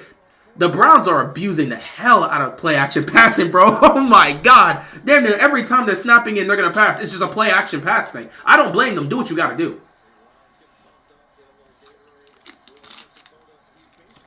3rd down and 14 here. 3rd down and 14 for the Browns. This would be a huge stop for the Texans defense to get the ball back to CJ Stroud when he's red hot right now. But this would be a great play to pick up if you're Flacco. He's got time. Flacco's going to get pressured. Flacco's going to get sacked. And the Texans defense got to Flacco, and they're going to force a 3 and out. So the Browns are going to have to punt the football here. For rookie Stroud has been playing. Bro, he's up there. He wins this playoff game, he's up there. He wins this playoff game, he's a top 10 quarterback right off the bat. Sometimes we talk it takes 3 to 5 years for a quarterback to develop. That doesn't apply to every single quarterback. That's the fun part. It doesn't apply to every single quarterback. Some quarterbacks just break free in their rookie year. Mahomes, his first year as a starter, broke free. Lamar, his first year as a full-time starter, broke free. But that was year 2 for both of them. CJ's doing this in year 1. He is making a name for himself here. They've got space to do something here. But he's not going to be able to do much. Great job by the Browns special teams to swarm. And they're going to be around the 40, 43, 44-yard line. So C.J. Stroud and the Texans offense, they're going to have good field position on their next drive with a chance to extend their lead. I didn't realize this. This is the first time they're introducing the defense. You had the whole first quarter to introduce the defense. What the? You had the whole first quarter to introduce the defense, and you waited this long? Oh, Joe Burrow and Herbert broke in too. Yeah, but they didn't do it in their first year. They didn't do it in their first year. Actually, Herbert actually did do it in his first year. But, you know, his team wasn't winning. But he did do it in the first year, so I'll give him that. Wow, what a stop by the Browns defense. They tried to make some crazy plays here with the running game. That's a great stop by JOK to force them to lose about 2 yards here, maybe 3. JOK read that perfectly. He was not fooled. He read that perfectly. He stood committed to where he needed to be, read that perfectly, and just made the stop. So a loss of a yard here, nearly 2 yards. 2nd down and 11 here for the Texans offense. Browns defense, they're going to come engaged, bro. They gave up a 76-yard touchdown. They got to be engaged here. 2nd down, Stroud running the screen. He's got blockers, but the Browns defense swarmed. All the Browns defense. JOK once again. Back-to-back plays by JOK to make a stop here and force a 3rd and long situation for the Texans. All this Browns defense came out here and got themselves re-energized and re-engaged. JOK with back-to-back stops, back-to-back plays, and this time the Texans now are in a 3rd and long situation. The Browns defense came out here with a different message. We're not about to mess around and give up big plays the way we've done so far. Can they make a stop and get the ball back to Flacco in the offense? 3rd down and 13. He's going to need the protection. He's absolutely going to need the protection. They're going to send some pressure. Here we go. Stroud, deep drop back. Stroud steps up, fires downfield. He's got a man open. Can he catch it? Oh my God.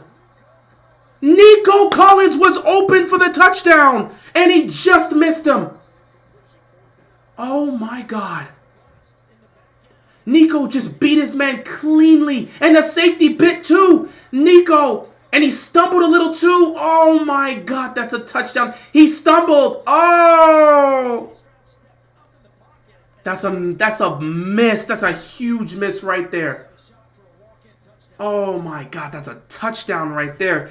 That's a huge miss. I'm not going to lie right now. If I'm Cleveland, I'm worried about my secondary. They've been getting burnt over the top so far in this game, and that's a huge concern. This Browns secondary has to be a concern. On 3rd and 13, you let Nico Collins get wide open. The only reason that's not a touchdown is because they just missed. But on 3rd and 13, somebody gets open? Crazy. Crazy. If you're Cleveland, you got to be really concerned about your secondary. They're letting way too many big plays happen down there. I don't know if you got to look at your corners and got to look at your safeties. Specifically your safeties. They're letting guys get behind them. That secondary's got to do a better job, man. A miss like that is tough. Browns are winning. NFL ain't allowing Texas to win when they know they can't. When they can get Flacco to be more. We'll see, bro. We'll see. At the end of the day, I don't know if Flacco to be more will be. At the end of the day, it depends on what's going to get more ratings. We know Flacco to be more would be huge for the Browns, and I guess the emotional weight between the Browns and the Ravens. But if you got a rookie playing like this in C.J. Stroud, that's a star in the making. Do they want to lose star power for Flacco? I don't know. I'm just saying, if we're talking about scriptwriters, do they want to lose star power for a Flacco-Ravens reunion? Up to them, because C.J. Stroud is a bona fide star. Are they willing to lose star power to get Flacco to be more? I don't know if the writers want that exactly. So, I mean, we'll see. We'll see.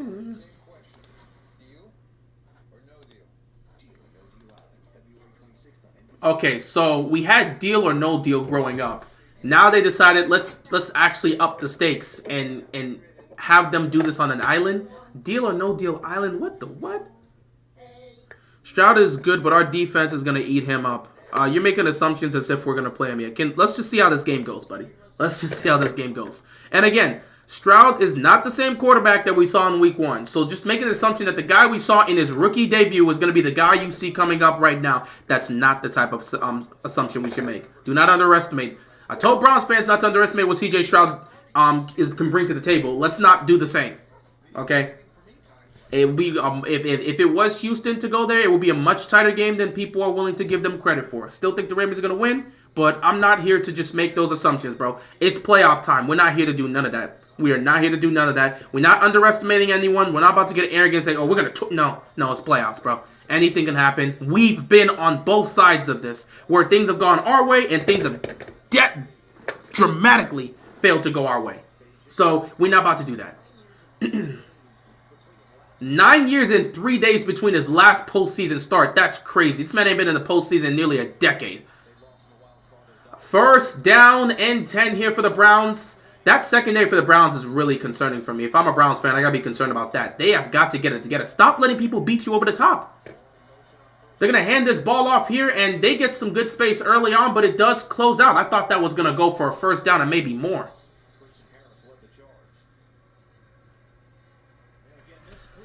All I'm liking is that both teams' defenses are giving up huge plays, but there's still 2 of the AFC games to go. They're giving up big plays, but sometimes it's about matchups. Just because they're giving up big plays against one opponent doesn't mean they're going to give up big plays to another opponent. The playoffs are about matchups. It's about matchups. You also have to handle your business no matter what the matchup is, but it's about matchups in the playoffs. And sometimes you get a good matchup, sometimes you get a bad matchup. Sometimes you get matchups that are, that are beneficial to you, where it's an advantage, and sometimes it's not an advantage for you, where it's a terrible matchup for you. 2nd and 4, Flacco gets it out quickly, caught by Njoku. He's going to pick up a first down. Tough catch right there.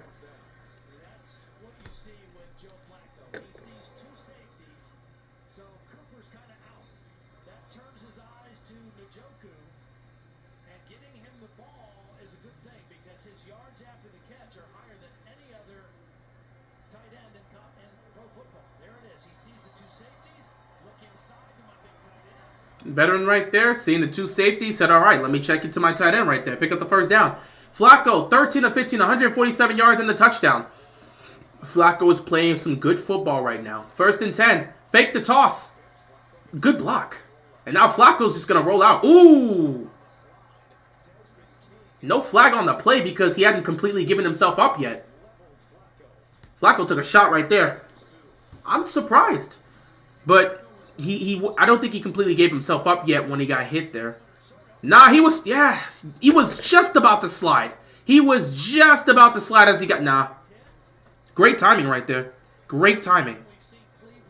Great timing. Great timing.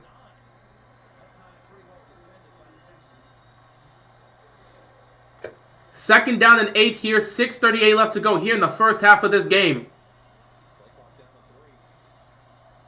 Flacco, another play action here. Flacco fires downfield, flag on the play, incomplete. This could be on the Texans defense. This could be on the Texans defense. Someone might have jumped. Oh no, is this on the offense? Was it an illegal formation? Was everybody not set? Illegal shift? Wow. Never mind. So, illegal shift is going to be declined, and you got a 3rd down and 8 situation here. He was moving just before the ball got snapped. Bro, everything the Browns are doing in the passing game is just like play action. How many times is Stefanski going to call play action here? I wonder. It's really interesting. But it's been effective so far, and it's been working out. So, got to give him his credit there. 3rd down and 8 here. Let's see if Flacco's able to convert this here. Defense, they've got 6 men lined up at the line of scrimmage. They're probably going to back 2 up. Or are they going to send a blitz? Let's see. They're going to back up. Oh, they're sending pressure. Flacco gets it out quickly. And Njoku catches it. But he is short. 4th down, and the Browns are going to have to punt this football. That's a tough throw right there. And a really tough catch by Njoku. But it's just short. Because that's a tight throw by Flacco. And he did that with pressure coming in his face. So he was able to get it out there quickly. And it's just short. So they're going to have to punt this football.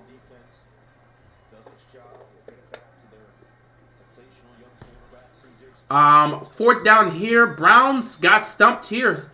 Great stop by the Texans defense. They've made some stops over the last 2 drives. And now the Texans are going to have another chance to try to put some points on the board. Once again, they're getting really close to trying to block that punt. Special teams right here has been doing a decent job for Cleveland in some cases. But some of these punts haven't been great. So once again, CJ and the offense is going to come out here with 5:44 left to go in the first half.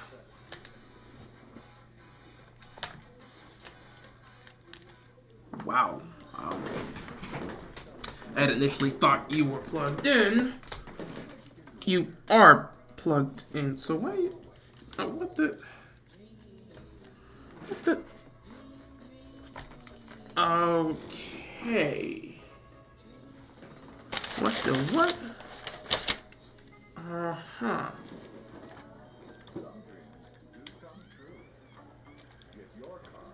That's crazy. Wow.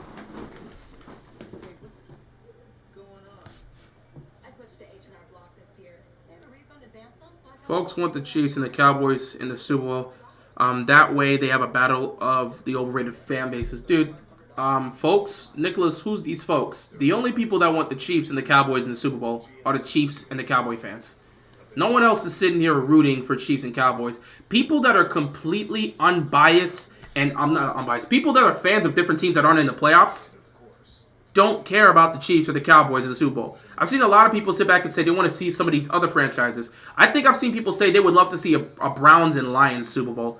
Just unbiased, a fan of a different team that's not in the playoffs. The Browns and the Lions, knowing what those franchises have gone through, would be an interesting matchup. People want to see other teams get there. No one cares to see the Chiefs get back there. No one cares to see the Cowboys get there because of the Cowboys. Yeah, they rescheduled the Bills game to Monday at 4:30.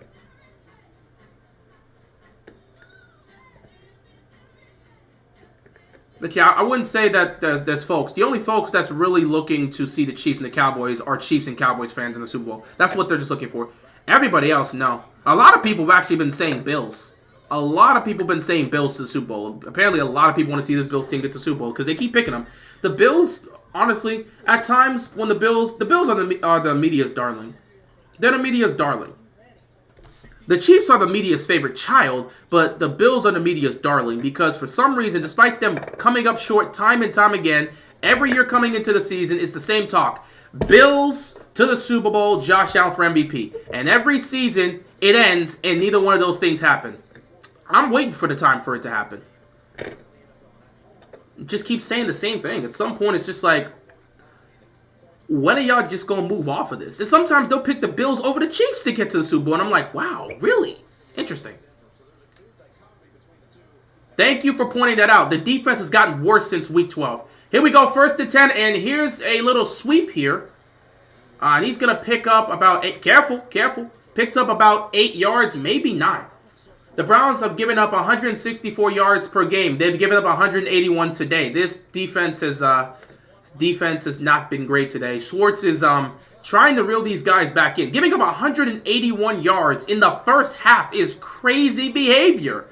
But again, when you go up against tougher competition with a decimated defense, there's going to be some problems. And Myles Garrett's having serious trouble trying to get to the quarterback right now. They've done a great job against him. But Myles Garrett's going to be able to break through at least once in this game. Handing the ball off here again. And Singletary gets to the outside. Picks up the first down. Careful. Don't want to hit the face mask if you're Cleveland.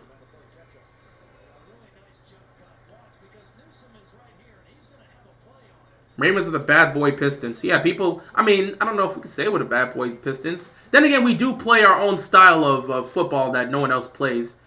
And people constantly wish on our downfall. And people are constantly, maybe, I can accept that. But, in order to be the Pistons, we got to win. The Pistons won 2 championships. We got to at least get to a Super Bowl and win one. Play fake here. Toss. Gets it to Collins. Collins got the speed. Collins breaking it. First down. And now they're into Browns territory. Once again, the Browns defense has not done enough to make stops. The Browns defense has to get more aggressive here. They're letting CJ... They're trying to get to CJ, but he's just beating them. Look, they had a chance here. JOK had a free release to him. But once again, CJ's just beating everything they throw at him. They got to get something, bro. The Browns defense at some point has to step up and make some sort of stop. Because now CJ Stroud's comfortable. They have to make him uncomfortable. Because if they don't, the Browns are going to be in serious trouble. They're not going to be able to keep up. Here comes CJ again. He's got time. Checks it down to his left. And Hutchinson's going to pick up about 7 yards. Second down coming up for the Texans.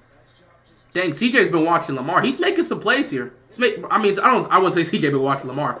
CJ's just doing his thing, bro. Okay, CJ's been like this. This is what he's always done. He's just been like this, dog. CJ Stroud, 10 of 15, 199 yards passing, 2 touchdowns in the first half. This Browns defense has been nothing short of shell-shocked. I told Browns this is not... I kept telling Browns fans, it's a different team with CJ Stroud. Defense making a stop. Once again, JOK has been making the plays the last few times here. JOK has been making some beautiful stops. He's been making some beautiful stops. And they're going to need him to continue to make these stops. Look at JOK right there. Just right up the middle of that offensive line. Just bursts through and just drops the running back. JOK is engaged and he's making plays. But the Texans they're making plays in the run game, but they're not stopping the pass game. And if they're giving CJ time to throw, he's going to cook them. And he's been cooking them all game. 3rd and 5, this has to be a time the defense makes a stop. You got to make a stand here. Pressure's coming. CJ steps up. He fires. Incomplete. That is what you needed. Flag on the play. This is about to be a penalty, isn't it? They're about to put a penalty and say a hit on the quarterback. Pass interference. Oh! This secondary. Oh, my God, for Cleveland. Maybe I should have picked the upset. I said I would be rooting for the Texans because I want to see the Browns lose so I can laugh at them. So I definitely said I wanted to I definitely said I wanted to root for the Texans to win, but damn, I picked the Browns because I just believe they'd be ready for this moment. I picked the Browns because of their defense, and right now their defense is getting humiliated. What are they doing? I want to be wrong because I want the Texans to win, but I want to be right because I want my prediction to be right. And right now they're making me look like a fool. What is this defense doing? Oh my God, look at this. He's gone. That's a touchdown. Oh, he gets inside the Browns, oh my goodness. The Browns are, oh, flag on the play. This may be coming back, though. Flag on the play. This might be coming back. Holding on the offense.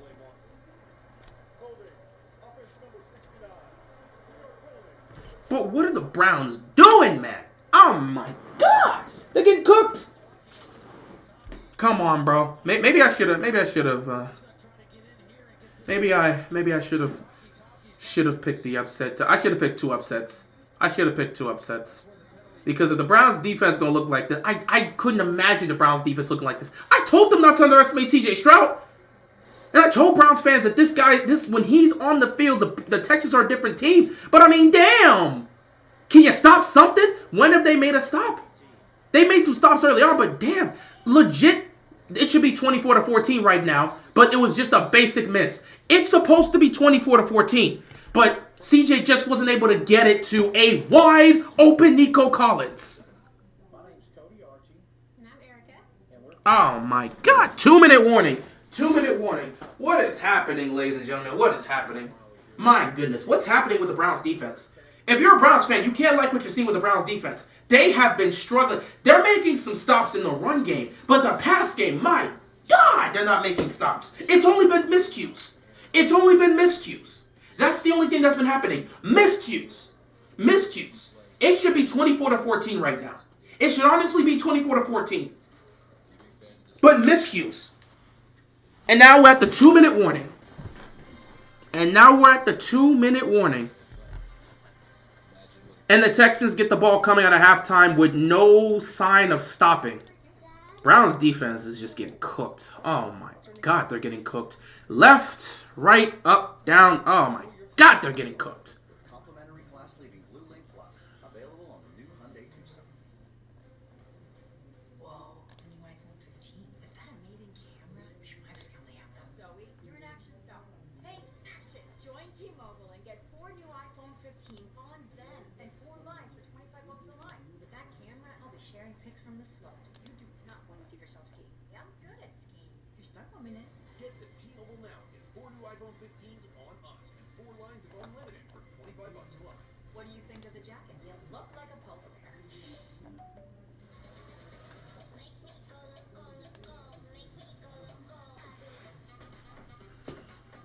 Ay, man.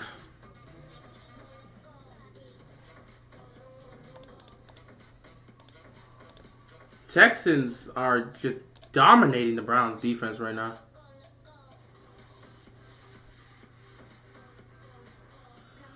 Ah, man. I want to be wrong because I want the Texans to win, but I want to be right because I picked the Browns, and I want to be right about my pick.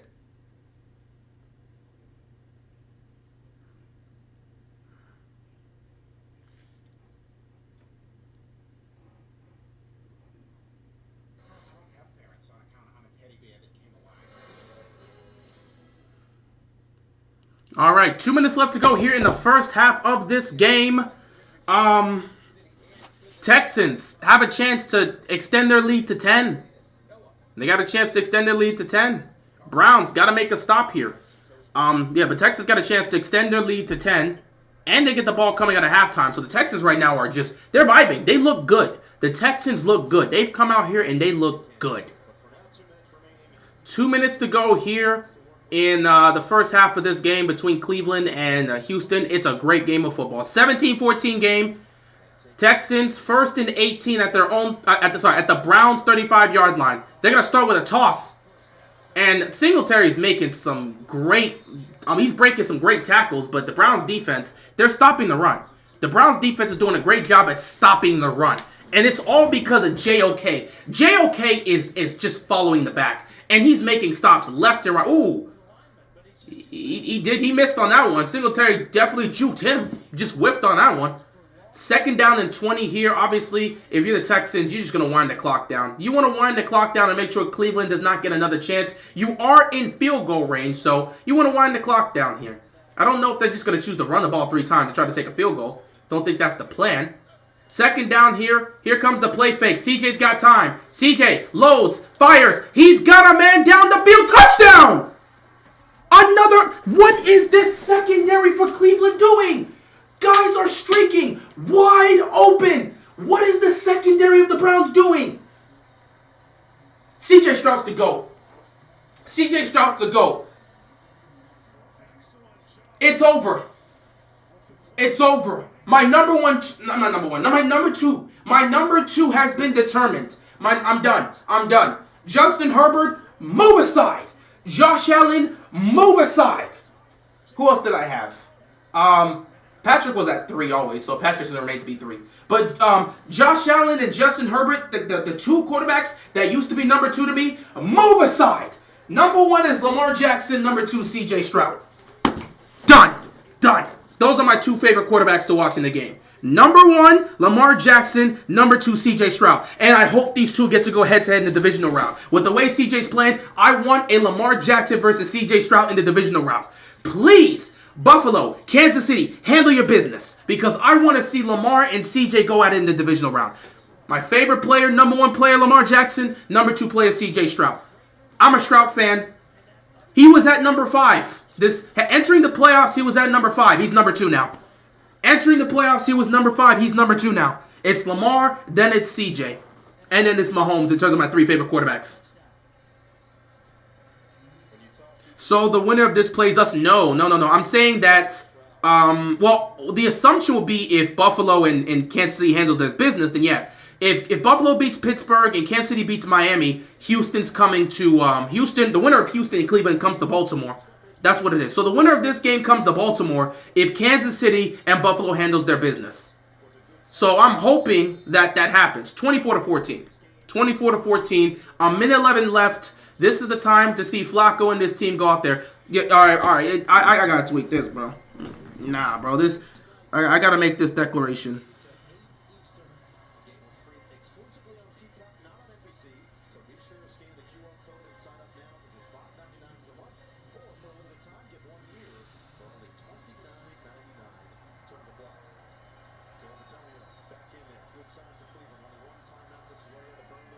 So you got a minute left, Flacco. What are you going to do? Play action. Flacco down the field. Found the man. Amari Cooper. Great play. Great throw by Flacco. You got a minute left. You got 1 timeout. They got to go quickly.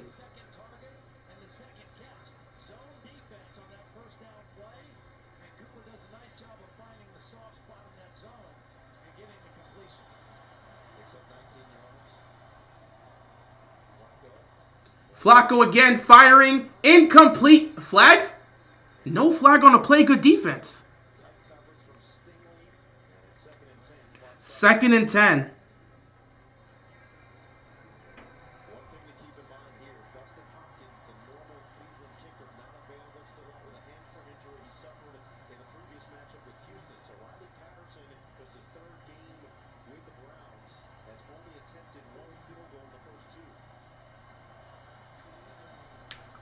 Second down to 10, 43 seconds left, so I'm just tweeting something. They're in range to get a field goal, and Flacco's going to get dropped and sacked. They're going to have to call timeout here. They're going to have to call timeout. 3rd down, they're not going to call timeout. They're going to let this run. They're going to let this run.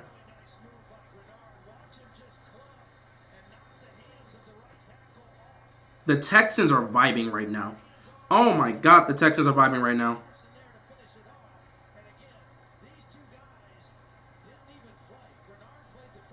I tried to warn the Texans not to underestimate. I tried to warn the Browns not to underestimate Texans. Browns fans were so busy talking about how they're going to get to Baltimore, they've practically ignored that they still have to play a game. And now look how things are working out for you. Good luck in the second half, though. Texans get the ball coming out of halftime. Just want to tell you that right now.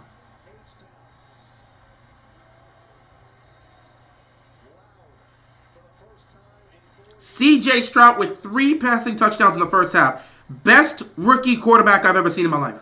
Best rookie quarterback I've ever seen. I don't care what you got. Best rookie quarterback I've ever seen. Next year, he's going to be top 3. No question. Undeniable. I'm putting him in the MVP campaign. Speaking of an MVP, we've got the last year's Super Bowl MVP and Patrick Mahomes arriving, as well as Tua wearing a black puffy leather jacket. And, of course, you've got Tyreek Hill. That's going to be a great. You know what? John, you are absolutely right. I could put it there. Number 1, Andrew Luck. Number 2, C.J. Stroud. You are absolutely right, John. Number 1, Andrew Luck. Number 2, C.J. Stroud. But, man, I miss, man. I miss Andrew Luck every day. Oh, man, I used to love watching Andrew Luck play. So I agree with you, John, 100%. Number 1, Andrew Luck. Number 2, C.J. Stroud. But in terms of my current favorite quarterbacks to watch, Lamar's number one, CJ's number two, and number three is Patrick Mahomes. Right music, NFL stars get energized and on their feet to make What happened to Andrew Luck? He retired. Man, the injuries, too much injuries to his body. He couldn't continue to deal with it anymore, and he just retired. get the pros in the zone every game day with tracks handpicked by the athletes and teams. Listen to Verizon Run the Playlist today at verizon.com/run the playlist. Yeah, the Colts never gave him the proper protection. He didn't have an offensive line for like the first 5 to 6 years of his career. He was getting battered and beaten and bruised. He was one of the most sacked quarterbacks in football. They finally started getting him a offensive line while he was missing time due to him being injured. I mean, I think it was his shoulder. It was his shoulder. In fact, I think it was his entire arm. His shoulder to his arm was so bad. He had to go to like foreign countries to try to figure out some sort of remedy to fix his arm. And then he comes back, and then in 2018, he comes back. The team has a resurgence. They get to the playoffs. They lose in the divisional round to the Chiefs. And then everyone's like, yeah, Andrew Luck's back. Andrew Luck is back next season. Him and this team, they're going to win the division. They're going to get it done. And we'll see if Luck can get it done in the playoffs this time. And then 2019, he retired because he got injured again. And it's just... He retired during the preseason. He just couldn't do it anymore. So yeah, I miss Andrew Luck, man. I miss Andrew Luck. But with that being said, guys, we have reached halftime. After 30 minutes of football, the Houston Texans are in complete control. They are up 24-14 with the football coming out of halftime. We will see what happens in the second half, but this dude, CJ Stroud, is him, and don't forget it. I'll see you guys in the second half.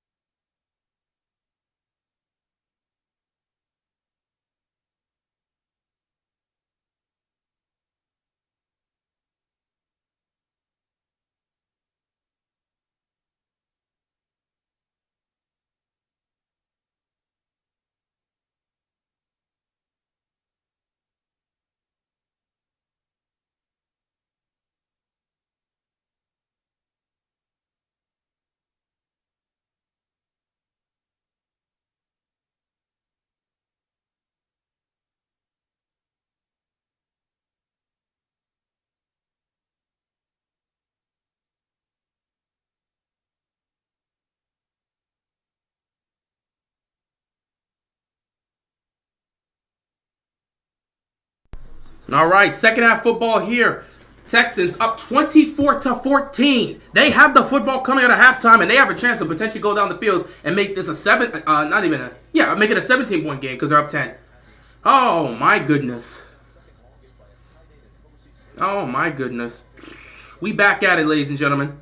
Browns fans were worried about us. They're not worried about. I kept saying it throughout the week. Browns fans getting extremely cocky because they beat this team with Case Keenum. And I told them CJ Stroud's a different animal. I also told them that one thing you shouldn't do is overlook your opponent in the playoffs. They were so busy talking trash about how they're going to get to Baltimore and beat the Ravens and get their revenge that they were overlooking their opponent. I hope the Browns didn't fall for that. I don't think with Flacco as quarterback, he would ever have that happen. It's just the defense, man. Flacco's playing a great game. The offense is playing a great game, but this Browns defense has been awful. Their secondary is letting guys streak down the sideline and get behind them. Guys are wide open down the field. Wide open. Honestly, it could have been 31-14 if he would have connected with Collins for the other touchdown. Dudes are streaking wide open down the field. Browns secondary is playing like trash. It's crazy. So many big plays given up by the Browns defense. If they have any level of dignity left, they come out here, make a stop, and don't give up a single point. You have to make a stop here. You have to. You have to. 1st and 10. Browns defense got to make a stop here. They're going to run this ball here on 1st down, and he's not going to pick up any yardage. He returns back to the line of scrimmage, but he doesn't pick up any yardage here. 2nd down coming up for the Texans.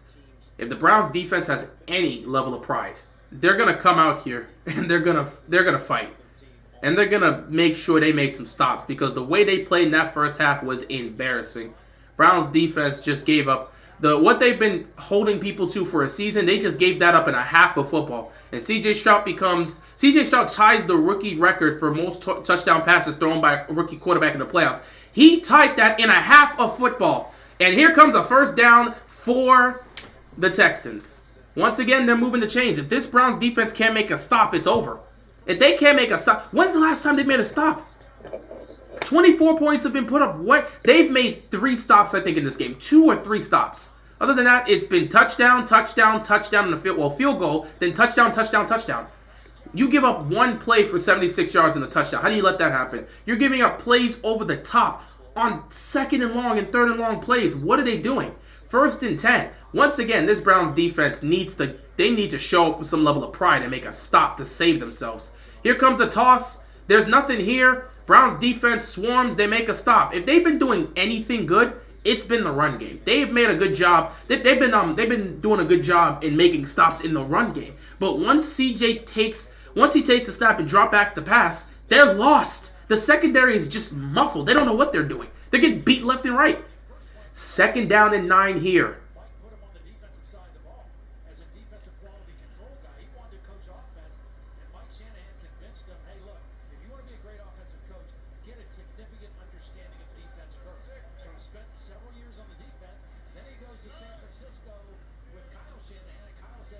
Second down and 9 here. Stroud's going to take the snap. Pressure's coming. He's going to loft it, and it still gets completed. I thought he was throwing that out of bounds. Looked like he was trying to, but still, he was able to loft it in the air. Was caught by a receiver, and they're going to pick up a couple yards here. 3rd down coming up for the Texans. This is huge for the Browns defense, man. They got to make a stop here. They got to make a stop here. They're trying to get some pressure, but they got to make a stop. They can't give up any more points right now. Because they got to get their offense back there and bring this game to be close. You're down 10 for a reason. 3rd down and 3. They have got to make a stop. 3rd and 3. They got to put some pressure on CJ, force him to get the ball out quickly, and they just got to make a stop here. A stop here would be huge for the Browns defense. 3rd and 3. They're going to send some pressure. Here we go. CJ's got time. CJ tosses. It is caught by Collins, but he's short. And the Browns defense finally steps up and makes a stop to force the punt. Coming out of halftime, the defense finally does their job and makes a stop.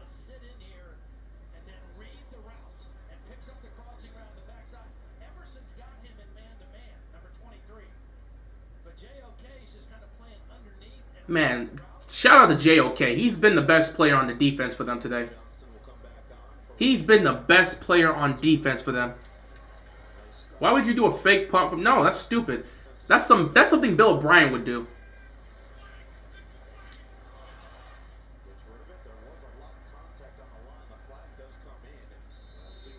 That looked like a hold. That looked like a hold by the offense. That might push them back, and they have to repunt this. That was a hold. That was a clear hold. So that should be a 10-yard penalty, and they should re-kick it. That was a clear hold. That should be a 10-yard penalty, and they should re-kick this.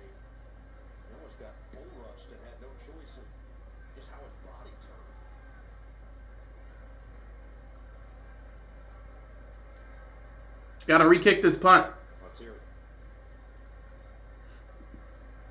What? Oh, wait, offset. Okay. I thought the Browns defense made a horrible mistake. So it's penalties on both sides. It's gonna offset each other, and they're gonna re-kick this.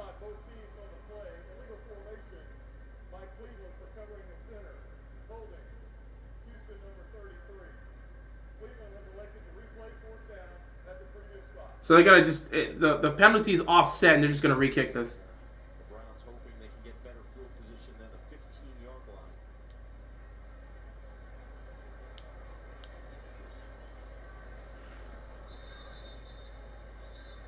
The Browns defense did exactly what Kevin's defense. Coming out the locker room, Browns defense does their job.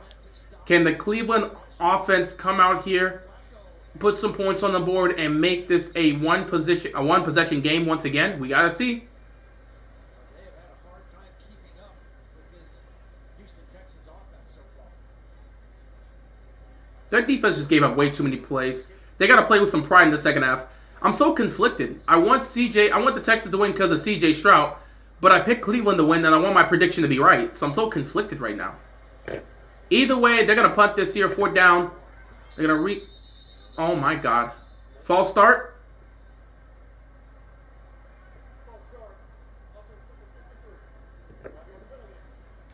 Alright, guys, enough with the penalties. I don't know if they're going to move the game from Monday to Tuesday. We'll just have to see. As we get closer to Monday, we'll see what happens. 10 times in the ballgame, 7 in the first half when Cleveland built a 22-7 lead. They had a season high of 11 penalties last week in the win in Indianapolis.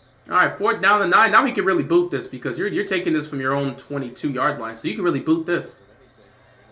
That was nearly a jump.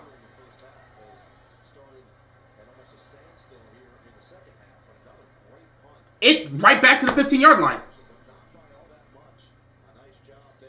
That's pretty much the exact same spot they were going to be in. So he ended up booting it right where it needed to be. So Flacco in the offense, not going to get great field position, but you're down by 10. Start of the third quarter here, first possession of the second half. You got to see what you can do here if you're Flacco in this offense. They've had some troubles keeping up with what the Texans offense has been able to do, but they got to find a way to put some points. When your defense makes stops, you got to put some points up.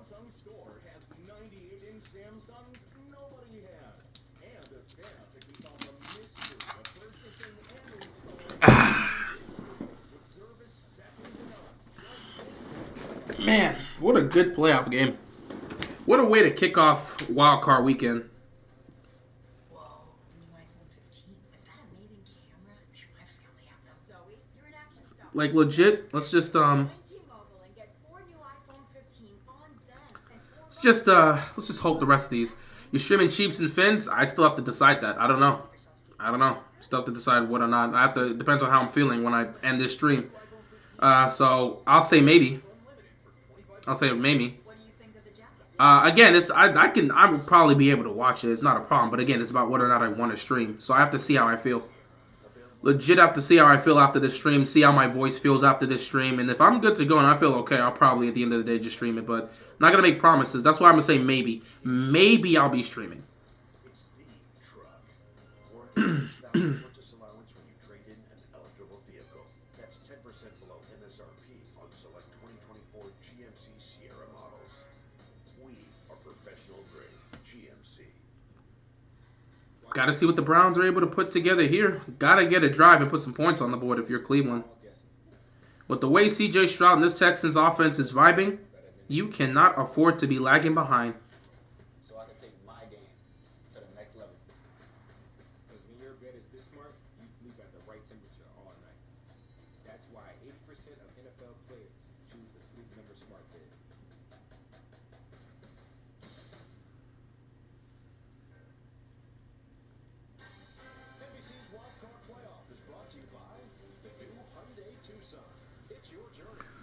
This is what the Browns get for stealing our quarterback. They didn't steal anybody. Flacco was a free agent. He had the freedom. If Flacco was a free agent, he had the freedom to come and play. Nobody else was giving him a phone call. The Browns called him up, and he said, I'll come back and play football. So, no, he wasn't stolen. And besides, he was our quarterback. He's no longer our quarterback, and he hasn't been our quarterback for 6 years now. Play action here to start off. Flacco finding an open receiver here. He's going to be stopped right there. Got it to Bell. Picks up about 5 or 6 yards here. Second down coming up for the Browns. Y'all always like to do this. What do you expect these players to do? He's not the quarterback of this team. He hasn't been the quarterback for this team in 6+ years. What do you want him to do? Just stop playing football? If the man wants to play football, he's going to play football. I'm not about to restrict a guy from playing football. If an opportunity is there, an opportunity is there. We've had players that have been Ravens that have left and gone play somewhere else. I don't hold a grudge against them. At the end of the day,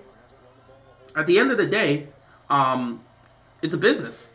He's no longer the quarterback for this Ravens team. He hasn't been the quarterback since 2018. Flacco over the middle finds Njoku. He picks up a first down. So I'm not about to just sit back and say that's what they get for stealing our quarterback. Bro, he's not our quarterback. And he hasn't been our quarterback for 6+ years. How do you reply to someone in the YouTube comments? Oh, you put the whole @ You put the @ and then the name of the person that you're looking to respond to. Nice first down conversion. Christian Harris down after the play. And we have a Texans defender down right now. Pick in the 2022 draft.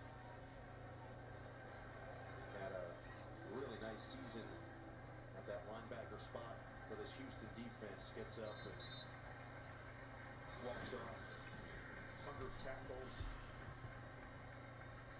A mainstay for them more than anything. Had the only sack of the game last week in the win in Indianapolis for the Houston D. He made tremendous strides from last year to this year, just in every aspect of playing the linebacker position. All of his grades and evaluations went way up.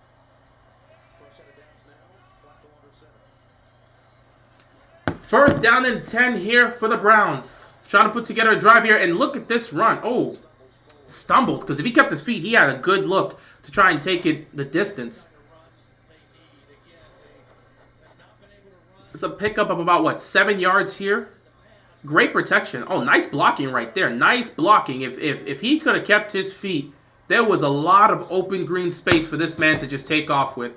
Kareem Hunt's having a great game. He's having a great game. He hopes to continue that. Second down here for the Browns. Let's see what Flacco and this offense can do here. They're at their own 37-yard line. Flacco's going to hand it off here again, but the Texas defense is going to make a stop behind the line. Not behind the line, but make a stop right there. Third down coming up for the Browns. So they make a stop here on second down, third down coming up here. Well, the problem for the Browns offense in the first half was when they got 3rd and 6 or more, they were 2 for 2 on 3rd down with short yardage. But when it got to 6 or more, they were 0 for 4. So this is a short yardage 3rd down situation. You can run or throw. So a lot of options here for Kevin Stefanski and Joe Flacco. Third down and 2.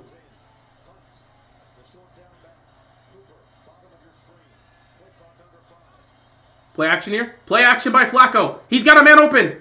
He fires. Caught. Amari Cooper. Tough play right there. The Browns, their passing game is nothing but play action. It's nothing but play action. I want Flacco and the Browns to come back just so Flacco can play his old team. I don't really care who wins. I picked the Browns to win, but I want the Texans to win because of CJ Stroud. I feel like this is his time to really own the moment and make his stamp and showcase, yeah, I'm one of the next great quarterbacks in the league. This is a huge drive for the Browns, man. This is a huge drive for them. They need to score a touchdown here. Can't afford to make a mistake here. Can't afford to not come out of this drive with points. Another play action play here. This time they're going to run the screen. The blocking wasn't really set up there. And now there's a flag on the play. That might be a chop block or some sort of interference there by the offense. This looks like it's going to be on the Browns. That might be some sort of offensive pass interference or something. This looks like it's on the Browns. It's on Cleveland. I think they're going to call a hold here.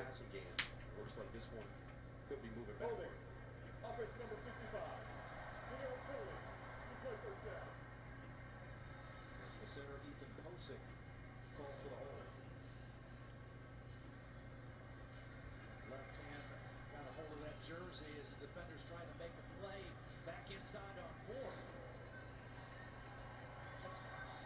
That's a tough act. First and 20 here. Browns defense getting exposed today. Dude, they're riddled with injuries. They are riddled with injuries. They're absolutely riddled with injuries.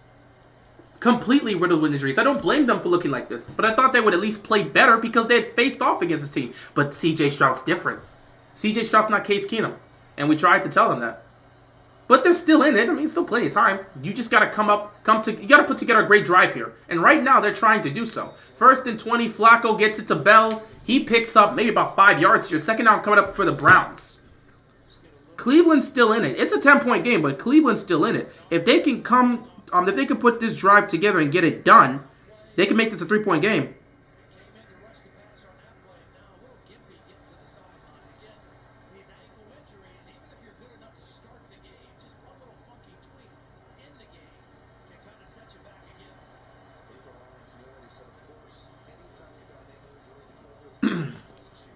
Second down here. Flacco, empty backfield. Takes the snap. Flacco fires over the middle. It is caught. Look at these tough catches, man. They get the first down here. Flacco just standing in the pocket. One of the few times we've seen him today. Just standing in the pocket and just delivering the ball perfectly down the middle of the field.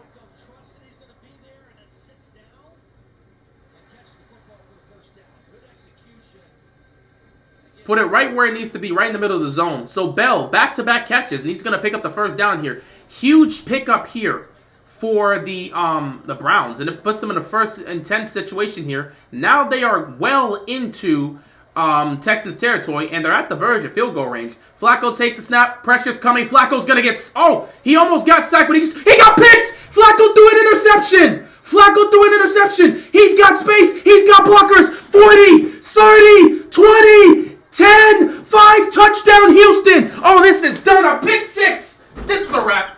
It's a pick 6 by Flacco. It's a wrap. It's a wrap. It's a wrap. It's a pick 6 by Flacco. Why did he throw the ball? Why did he throw the ball? Why did he throw the ball? What is he doing? I kept telling people. Flacco's been turning the ball over. That's going to cost you. He has thrown 2 pick 6s in the 5 games he's played, and now he just threw one in the playoffs. Congratulations. We tried to tell you about some of these things that are happening, but Cleveland wanted to ignore. And honestly, I don't blame Cleveland fans for ignoring all of this. Dude, they've had a season from hell. They've had a season from hell, bro. They've had a season from hell. At the end of the day, they just wanted to hope. And I'm not going to shatter the hopes of a team that's already just dealing with a lot of pain, man.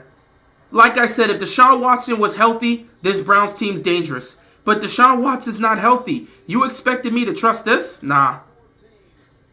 We knew that Flacco pick was coming. We absolutely knew that Flacco pick was coming. It was only a matter of time. It was only a matter of time.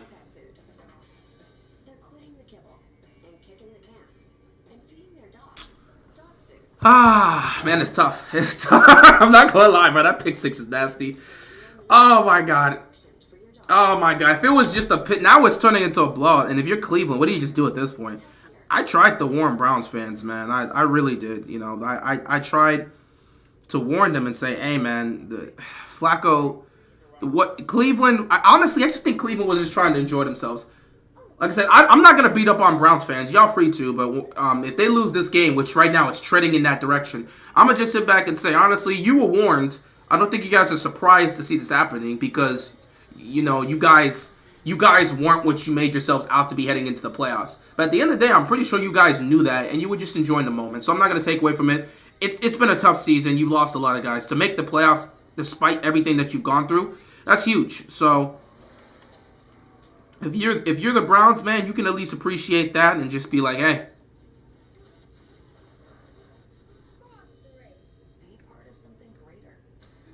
Dak, Herbert, Cam, CJ, Stroud, and Luck. That's a great top 5 for rookie years.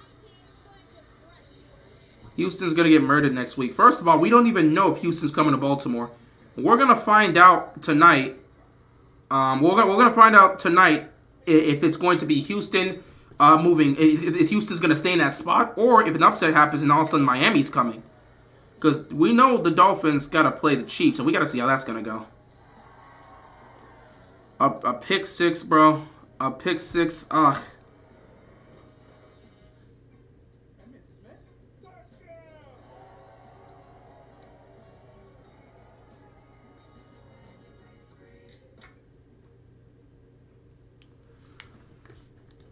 Texas ain't joking. Bro, this is the best game they've put together, bro. Not gonna lie, man. This is, honestly, if the way I wanted it to go, honestly, which I don't know why I didn't do in my predictions, because I just wanted to be fair and give Cleveland a shot. I recognize what they were, but I didn't expect the Texans to be this damn good.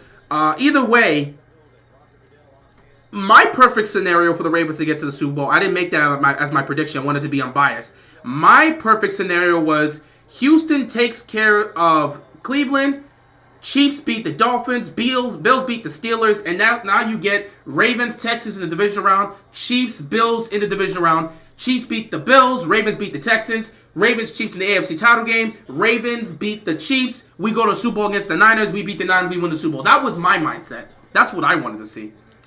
Flacco, you just can't make that throw, dude. Take the sack. Take the sack, dude. You can't throw that pass. And just like that, it's one thing if it was an interception. It's a pick six, man. It's a pick six. Flacco's perfect wild card record of 5-0 is on the line. He's about to... Nah. Flacco has never lost a wild card game. If he loses here, Cleveland's truly... You can't win in Cleveland. Oh, my God. If Flacco's never lost a wild card game. Flacco has never lost a wild card game. 5-0. 5-0, man. 5-0. 5-0. He's about to ruin perfection. Why did you go to Cleveland? Why would you go to the factory of sadness to ruin 5-0 in wild card matchups? And you come out here to Cleveland to do this? It's the worst. I'm just trolling right now, but it's the worst decision of your career, man. 5-0. 5-0. You're going to ruin 5-0 to go to Cleveland? Oh, no. This guy. 5-0. He had perfection in the playoffs. Also, by the way, I told people that kept talking, oh, Flacco, he went on that run in 2012. We know what Flacco does. January Joe. That was a decade ago. For all those Browns fans that were trying to hop on the bandwagon and hope he can bring that magic to you, that was a decade ago. He is not the same quarterback he was a decade ago. I don't know what drugs you guys want to make that assumption. And they get stopped on third down. There's nothing good happening for Cleveland. They stop him. They go 3-and-out.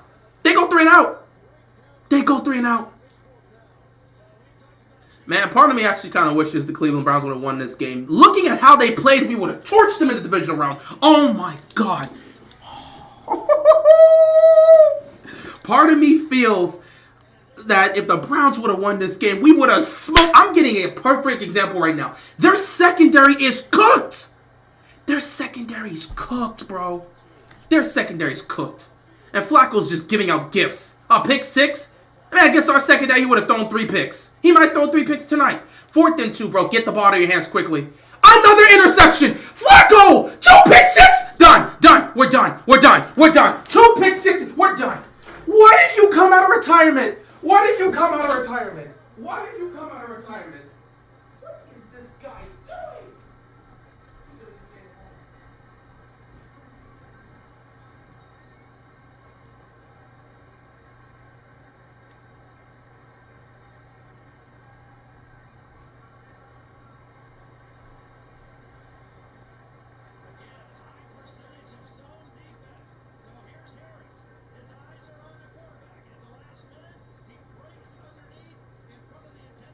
Harrison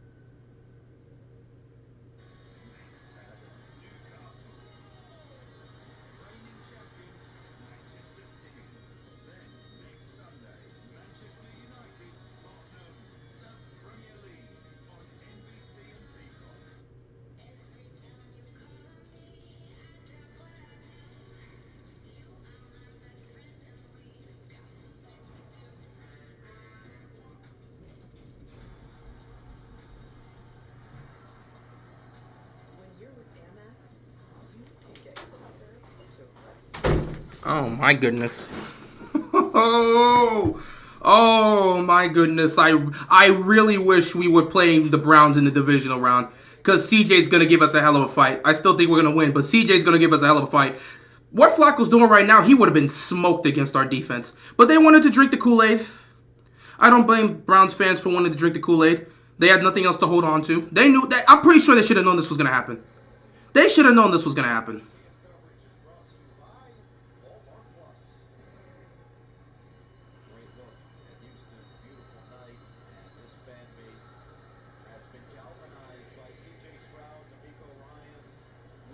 You will play against Miami. Yeah, if the Chiefs lose, we play the Dolphins. Flacco, just don't get back out there. It's 38-14. There's nothing to talk about. The game's over. The man threw not one but 2 pick sixes. I appreciate this, Flacco, man. Flacco doing his job, bro. It just wouldn't have looked right in history if he would have won a playoff game with anybody other than Baltimore. Okay, it wouldn't look right. Flacco doing his job, channeling his inner Raven. I think it was his Ravens genetic that forced him to throw those 2 pick sixes. Because his Ravens genetic said, bro, you can't win a playoff game with Cleveland, dude. At this point, he's just checking the ball down. All those Joe Flacco stands that were pretending they were Ravens fans, how you looking right now?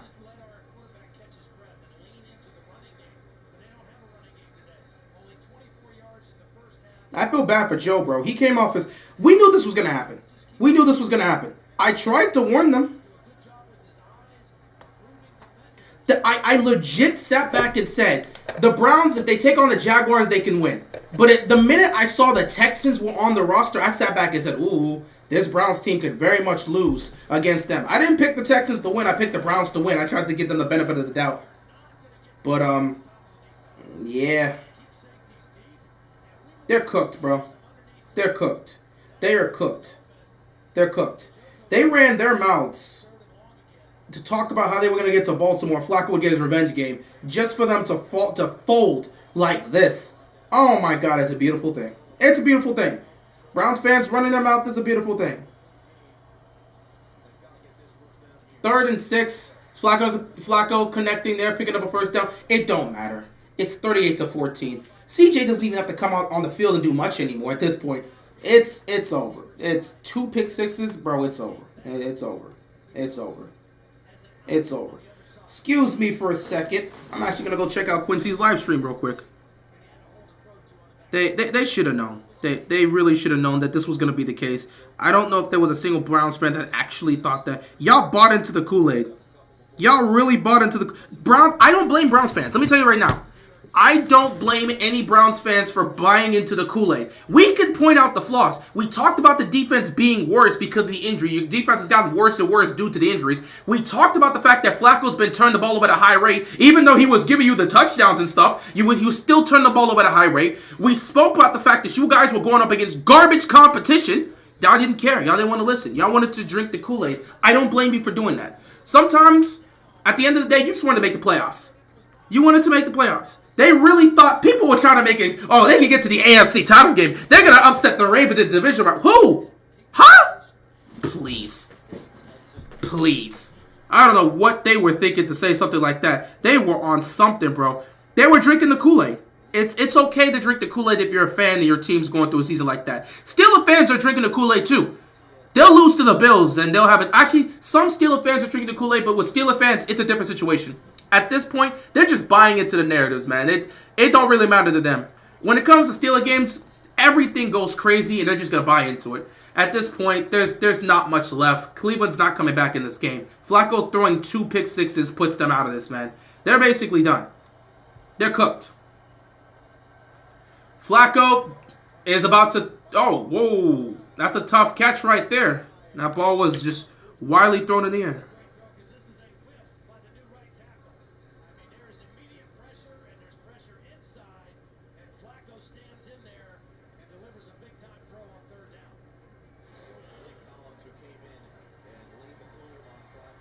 Browns fans were talking reckless.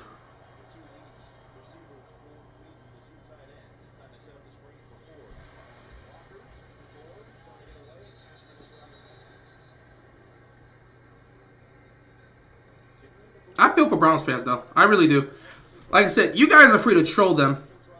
You guys are free to troll them. I'm not going to do it, bro.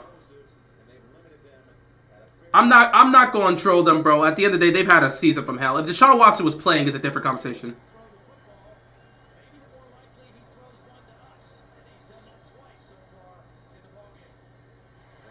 Flacco launching it down the field, and it's nearly picked off.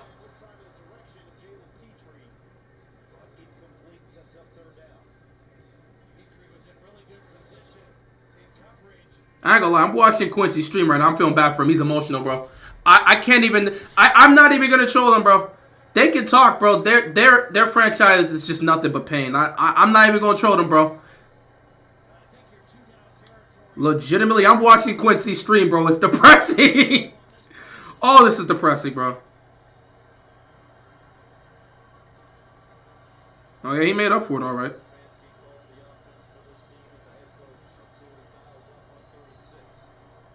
Flacco on 3rd and 6. Over the middle. It is dropped.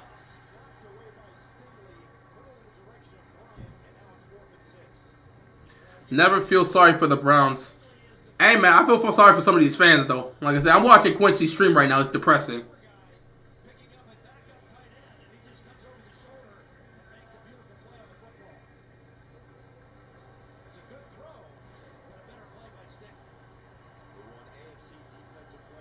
Yeah, I feel for them, bro. They're getting sent home in a body bag.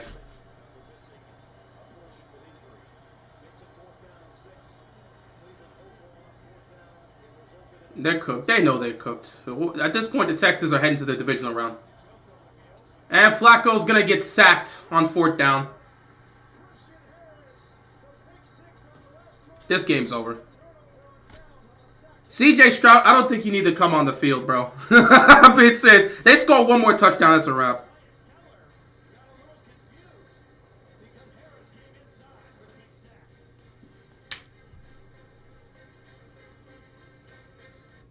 Deal or no deal. Texas fans, we're telling y'all, bro. We were missing guys. Y'all didn't want to listen.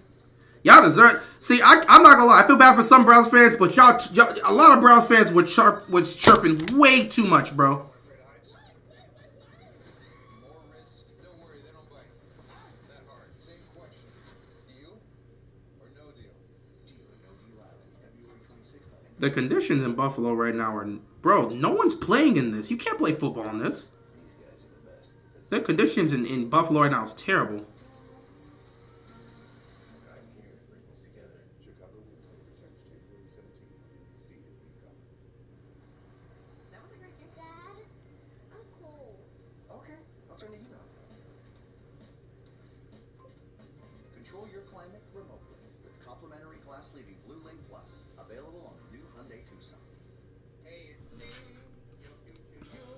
You make bad money move. So you work at 102. You're late. Someday, your future you. This is wow. I didn't expect this, man. Remember the Lions and Eagles game in 2013? Yeah, it was wild. It was wild.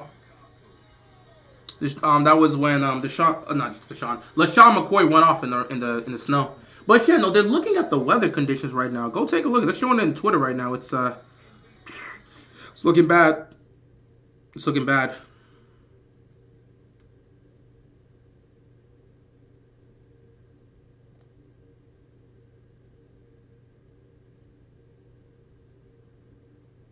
Yeah, these Browns fans know it's over. A great playoff game turned into an absolute dominating performance by the by the Texans. 2 pick sixes pretty much throws you out the game. When you throw not 1 but 2 pick sixes, you can't come back from that. Just being honest, you cannot come back from 2 pick sixes. Ah, boy. I'm definitely most likely gonna have to Sign up now. Then tomorrow night, Matthew Stafford returns to Detroit as the Rams take on the Lions at 7:30 p.m. Eastern Time. First time that Houston's offense is back on the field since the first drive of the quarter.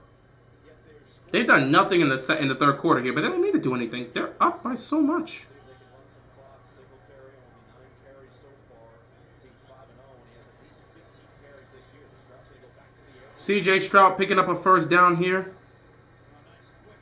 Yeah, there's no point in like putting him in any danger. What if Houston wins the Super Bowl? With this defense, I can't see it. With the defense and the injuries they have, I can't see it. This is a team that can get beat by teams like Buffalo, get beat by teams like Kansas City, and get beat by teams like Baltimore. I think the injuries is what stops this team from going far. The only problem is they're facing off against a team that's more injured than them. They're facing off against a team that's more injured than them, so these injuries caught up, and man, Cleveland got smoked. Oh my goodness. Would this stage be too big for CJ Stroud? I didn't think so, because the biggest stages he played on as a collegiate player, the Rose Bowl against Utah without his two best receivers, Olave and Garrett Wilson, who opted out. Huge numbers, 573 and 6 touchdowns.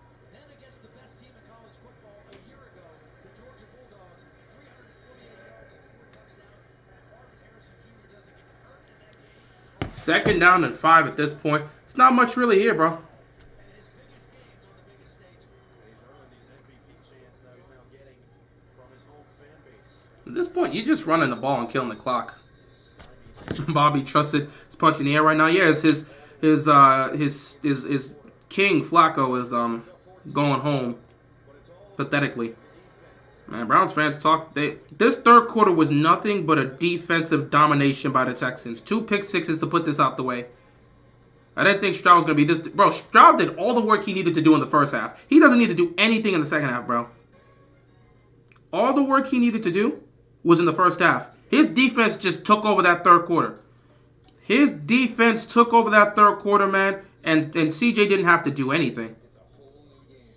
Take Stroud out the game. I think this will be the last drive for them. If the Texans are able to come up with some points here, they'll probably just call it the day. They'll definitely look to call it the day.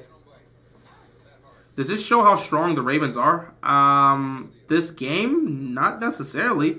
It shows how legit the Texans are, or it just shows how decimated the Browns defense is. T-Mobile and get 4 new iPhone 15s on them and 4 lines for $25 a line. That camera helps you Houston has their quarterback, bro. Houston has their quarterback. good at skiing. Your start 4 minutes. Get the T-Mobile now and 4 new iPhone 15s on us and 4 lines of unlimited. The football gods said no. They said Flacco was not going to win a playoff game with a Browns jersey on. It just looked disgusting. It looked nasty. You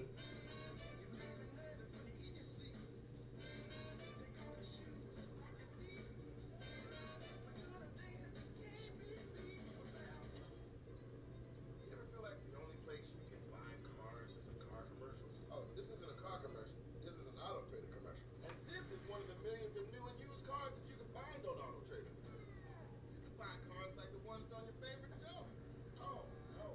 Is this January Joe? No, January Joe has not shown up since 2014. The fact that Browns fans really thought that this guy was going to lead them to the promised land at 38 years old when he hasn't played a playoff game in a decade just goes to show the level of delusion they had. There's no way they really thought that. There's no way they truly thought that was the plan. That they actually were going to get that. Nah. There was no way in hell they actually thought that. They were just buying. LL Flooring, every step covered. They were just buying into the Kool-Aid. So he takes ZzzQuil, the world's #1 sleep aid brand, and wakes up feeling like himself. Get the rest to be your best with non-habit forming ZzzQuil. Better days start with ZzzQuil nights.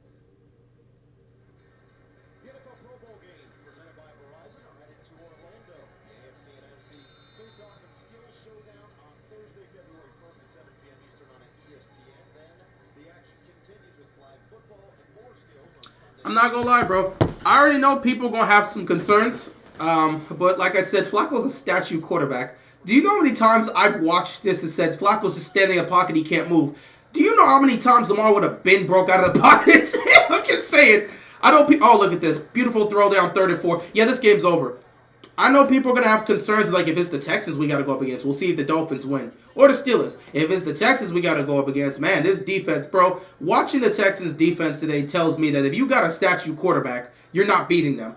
But a mobile quarterback, please. Please. And the funny thing about it is Lamar didn't even use his legs when we faced off against them in week 1. Oh, my goodness.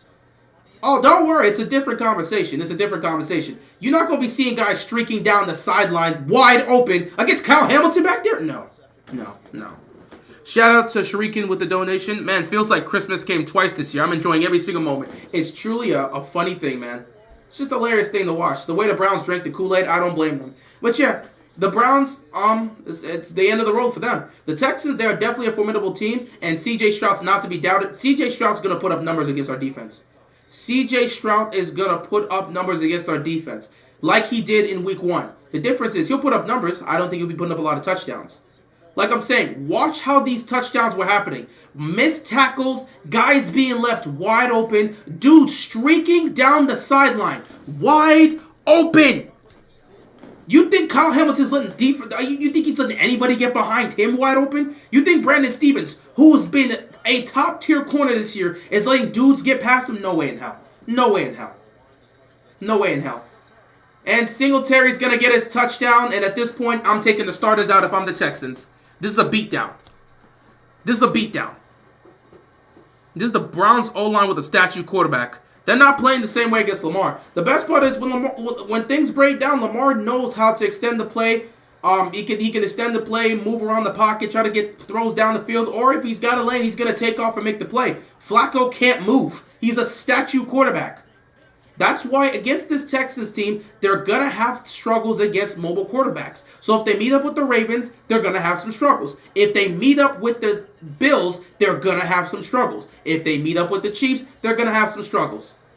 Why? Because all three of those quarterbacks are mobile quarterbacks. I'm still thinking about it, Charles. I'm still thinking about it. Literally only 2 busted coverages. It wasn't 2, it was 4. It was 4 busted coverages, and one of those would have been for a touchdown, and it did not convert. But it's not even just the busted coverages. Guys are just getting open. It's not even just the busted guys are just getting open in that Browns secondary. Not a single stop was being made down the stretch. Guys are getting open, and they just get embarrassed, man. If you're a Browns fan, this is a terrible way to go out. This is a humiliating way to go out. But yeah, Ravens know what they're getting from the Texans. They'll be prepared. These Geico makes bundling a home and car insurance easy. For bundling made easy, go to geico.com.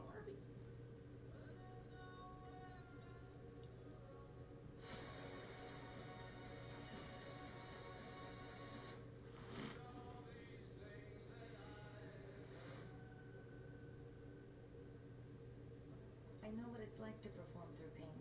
If you're like me, one of the millions suffering from pain caused by migraine, Nurtec ODT... Not gonna lie, if these 2 pick sixes don't happen, the game is not like this. But Flacco throwing those 2 pick sixes put them exactly where they need to be, bro. Prevent all in one.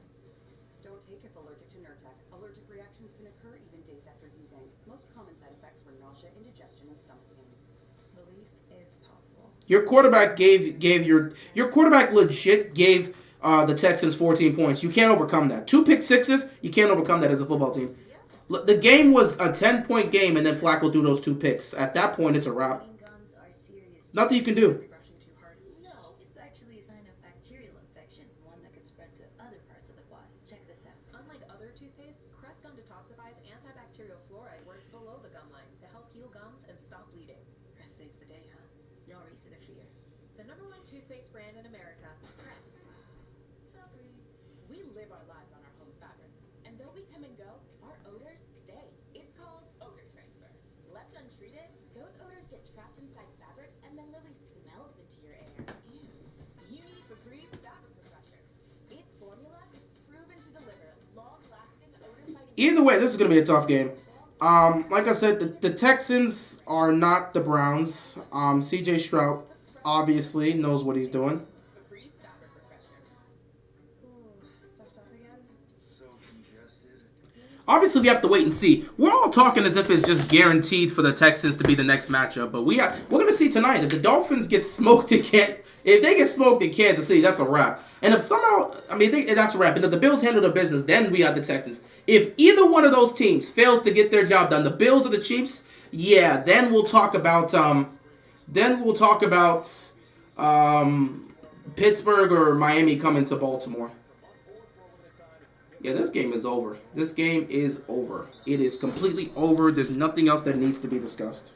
25 for the Browns. AFC playoff bracket is, of course, being the first game kicked off. So the Texans are going to be moving on, and they're going to potentially be facing off against the Ravens. If the Dolphins or Steelers win, they're going to Baltimore. If not, Houston's coming to Baltimore to play us. And we had played them in the... Here's the thing. I know this will be like, oh, man. I've seen some people like, oh, let's give some like 2020 Titans vibes. First of all, no, it doesn't. No, it doesn't. Because the only way that I'll give 2020 Titans vibes is if the Texans took on the Bills first and beat them. That's how it was. You took on a decimated Browns team that everybody knew wasn't great except Browns fans that were drinking the Kool-Aid. Secondly, we didn't face off against the Titans in 2019, whereas we faced off against the Texans in Week 1. So it's not like we hadn't seen them and know what they're about. We've seen them. Oh, they're a much better team now than they were in Week 1, but we've seen them. The good news is, while the Texans are a better team than they were in Week 1, we are also a better team than we were in Week 1.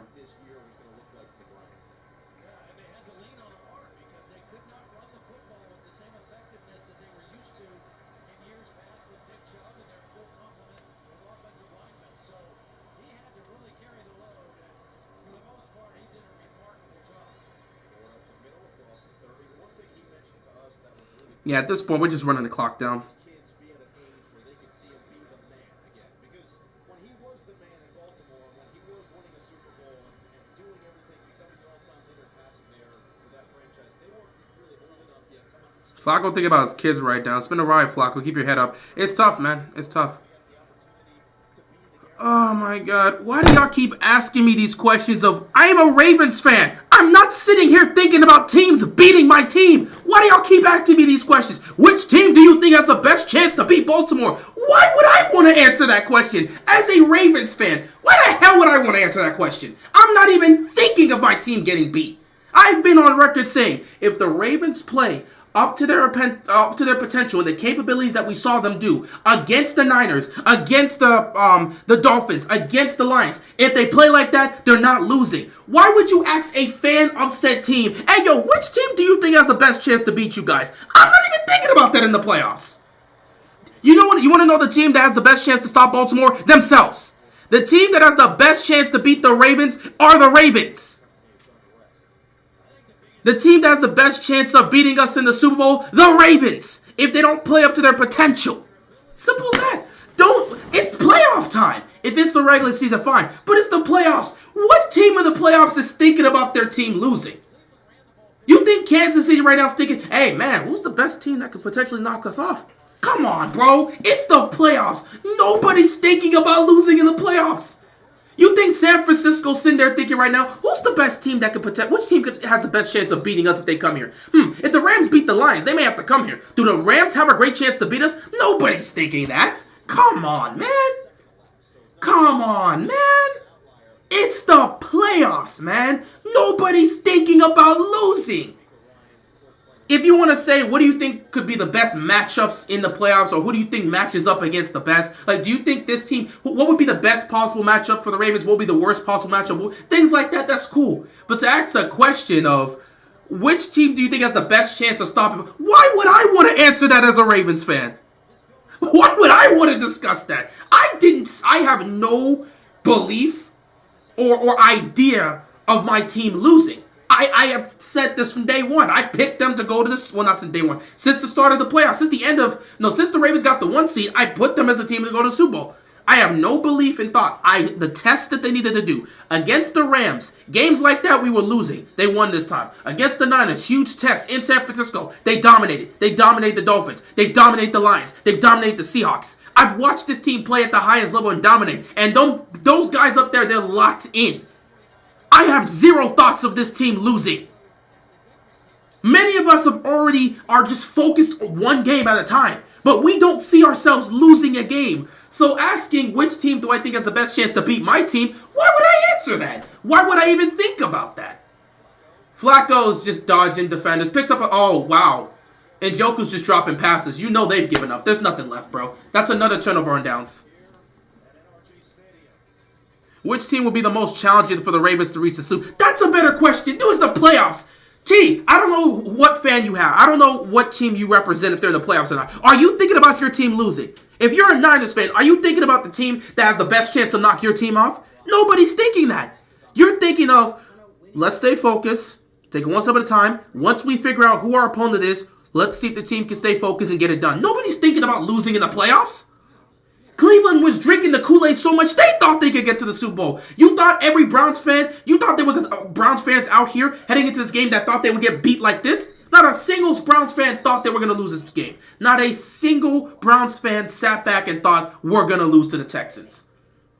Last week, when the AFC South was being decided, I don't think there were Browns fans that are saying, well, which team has the best chance to beat us? No, the way the Browns were talking, they're like, let's get it done and head to Baltimore. Nobody's thinking about losing. Which team is the most challenging for the Ravens to win the Super Bowl? The Chiefs. Next question. It's the Chiefs. It's the Chiefs. As long as they got Mahomes, as long as they got Kelsey, as long as they got Andy Reid with their history and that defense being top 5. If you look at the AFC playoffs, the Ravens have the number 1 defense. You know who has the number 2 defense in the playoffs? The Chiefs. That's the biggest threat. The Chiefs have a legit top 5 defense, and they played top 5 defense all year. They haven't given up a single game of 30-plus points. Mahomes is still Mahomes. Kelsey's still Kelsey. Andy Reid's still Andy Reid.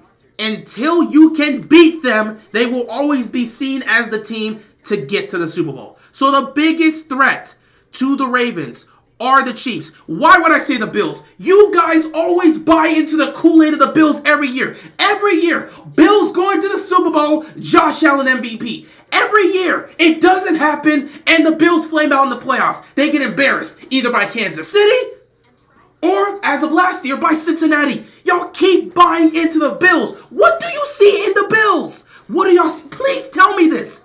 With Josh Allen turning the ball over at a high rate and this defense crumbling in some of the biggest situations of the season, where do you see Super Bowl with this team? Especially over Kansas City. People been getting on Kansas City's case, but their issue is its drops. Oh my God. I don't understand what you guys see in the Bills.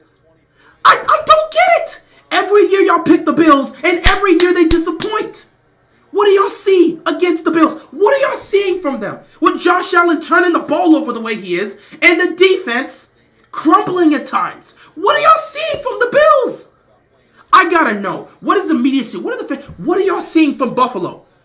What are y'all seeing from Buffalo to make these type of assessments? Especially over the Chiefs. So many people are picking the Bills to get to this. What are you seeing from Buffalo? Please tell me. The same team that nearly lost to Easton Stick and the Chargers. The same team that was lucky. I don't get it. I don't get it. Every year they pick the Bills and they say Josh Allen MVP. And every year this season ends, Josh Allen's not the MVP and the Bills get smoked by either the Bengals or the Chiefs. What are they seeing in the Bills this year that makes them think they can go the distance? What are they seeing? I'm not even talking about picking the Ravens. Everyone has their prejudice against the Ravens because of how they disappoint in the playoffs. That's fine. The questions about Lamar are out there. I'm not talking about me. I'm talking about the people that keep picking the Bills over the Chiefs. What are you seeing? Every time. Every time. I got to know, as a football fan, this piques my interest. What are y'all seeing from the Bills that screams Super Bowl every year? What are you seeing? I see the formula for Kansas City. If those receivers catch the ball, I see a path to the Super Bowl. If the Ravens defense plays the way they're playing and Lamar Jackson stays clean, doesn't turn the ball over, and plays the way he played against the Lions, against the Niners, against the Dolphins, I see a path to Super Bowl. But what are you seeing from Josh Allen and this Bills team that makes y'all think they can go to the Super Bowl? I don't get it. I don't get it. It piques my interest. As a football fan, it piques my interest what they're seeing from Buffalo. The inconsistencies from this football team. Yet people still buy into them going to the Super Bowl. Oh my goodness.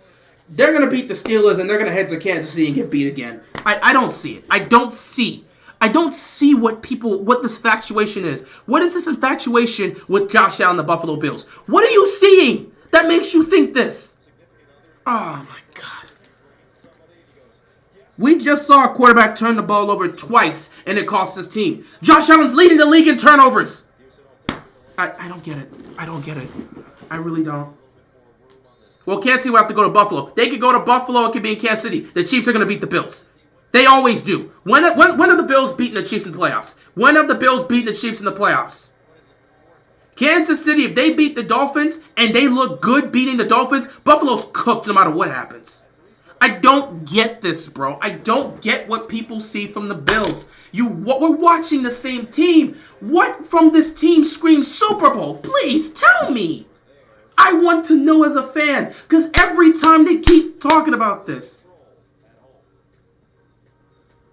Last time the Bills beat the Chiefs was in 1993 in the AFC title game. Well, true. And I thought interceptions didn't have an impact on the game. I guess so. These interceptions had an impact. The only team that has the Chiefs' numbers are the Bengals. As of right now, yeah, because the Bengals have beaten them in the regular season and the postseason. If there's anything I can hold my hat towards for the Ravens is the last time we played the Chiefs, we won. So we got over the hump. We showed we could beat the Chiefs with Mahomes. And that was with the worst team, with the worst offense, with the worst scheme, and the worst defense. It's a different conversation now. They got a better defense, but so do we. And we got a better offense. And we got more weapons. We got a better scheme. So I feel confident in the AFC title game. If the Ravens are there and the Chiefs are there, I can pick the Ravens to win. I feel confident. Shout out to 2021. That season was garbage. But the Ravens finally getting over the hump and beating Mahomes makes me feel confident because they showed they can do it. That team showed they can beat the Chiefs with Mahomes there. Once you can beat this team, we can go from there. The fact that they were able to show that with that broken down team in 2021, that decimated team, they were able to beat the Chiefs. They showcased it. I got confidence. That Rams and Lions game is intriguing because both of the quarterbacks are turnover prone. It's intriguing for a lot of reasons. The narrative aspect of that is intriguing. So much emotion goes into that game. So this playoff game turned into trash, man. This playoff game turned into trash.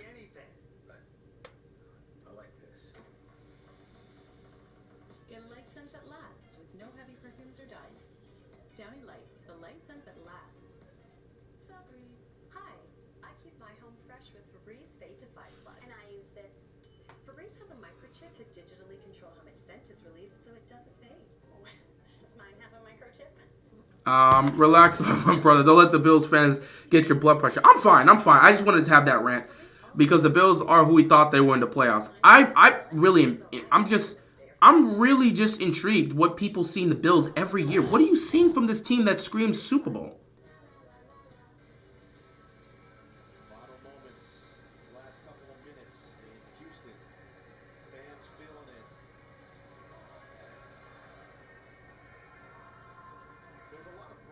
Because of Josh Allen. I guess every year they say Josh Allen Super Bowl, Josh Allen MVP, Bills Super Bowl, and it never happens. So it gets tiring of them doing this. They just look at this Bills team. Oh, they got all this talent on the defense. You got Josh Allen quarterback. It's the same story every year, bro. The one time I actually thought the Bills were going to the Super Bowl was in 2021, and they failed to get it done.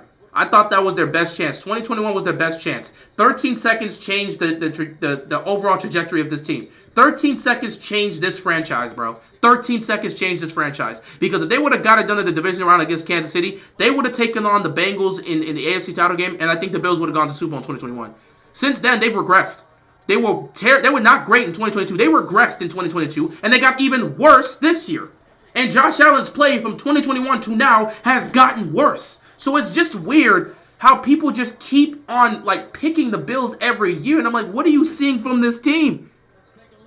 I couldn't imagine a situation where Lamar Jackson is leading the league in turnovers and people are saying, I'm taking the Ravens to win the Super Bowl. If Lamar Jackson ever led the league in turnovers, people are going to question if he should even be in the league. But Josh Allen can lead the league in turnovers perfectly fine. Bills to the Super Bowl. What? If Mahomes was leading the league in turnovers, people would question that something's wrong with him. And they would actually have concerns as to whether or not they can get there. But Josh Allen leading the league in turnovers, it don't matter. They keep trying to compare him to Brett Favre, but Brett Favre was leading the league in turnovers and winning MVPs and winning Super Bowl. So it's not the same. I just don't get what they see from this team. It's so conflicting watching the Bills play awful football, find a way to win, and people look at them and say, that's the team that's going to the Super Bowl. What? Man, I'm ready for the Ravens to play some football. I really hope they get to the Super Bowl, and I believe they're going to, because I need this nonsense to stop. Every year they pick the Bills, and every year it's the same story with Buffalo. They're just preparing to lose a playoff game to the Chiefs. That's just what's going to happen. Until Josh Allen has to play a clean game, and he hasn't played a clean game. He has yet to play. What? Just pull. Let me pull this up real quick. Josh Allen, I think he had 3 games this season where he didn't turn the ball over. 3 games this season where he didn't turn the ball over. 3 games out of a 17-game series, out of a 17-game season. 3 games he didn't turn the ball over. Against Dallas, against Las Vegas, and against the Dolphins. So against the Raiders in week 2, against the Dolphins in week 4, and then against the Cowboys.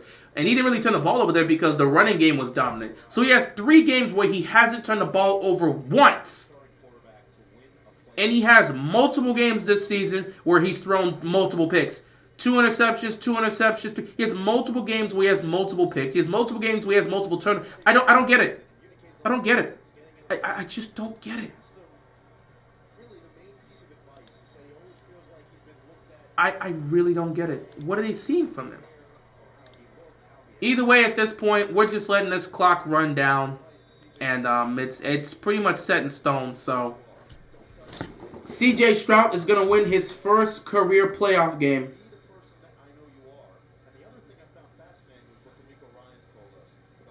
What a dominant performance by the Houston Texans, setting the tone. This is a dangerous team that could be heading to Baltimore. So Ravens better be ready. They better be prepared. They better be cautious. At the same time, a lot of the stuff that the Texans were able to do was really damaging the first half. The Texans offense didn't do much in the second half here, but Cleveland at that point had given up because Flacco threw 2 picks. If the Ravens stay clean, the Ravens are going to be fine in this game, but it will be a tough game, and honestly, it could come down to the wire because CJ Stroud is that guy. Do not underestimate them if you're Baltimore. With that being said, we don't even know if we're going to face off against the Texans because we still got other games to watch. If Miami pulls off the upset, they could be coming to Baltimore. If the Steelers pull off the upset, they're absolutely coming to Baltimore.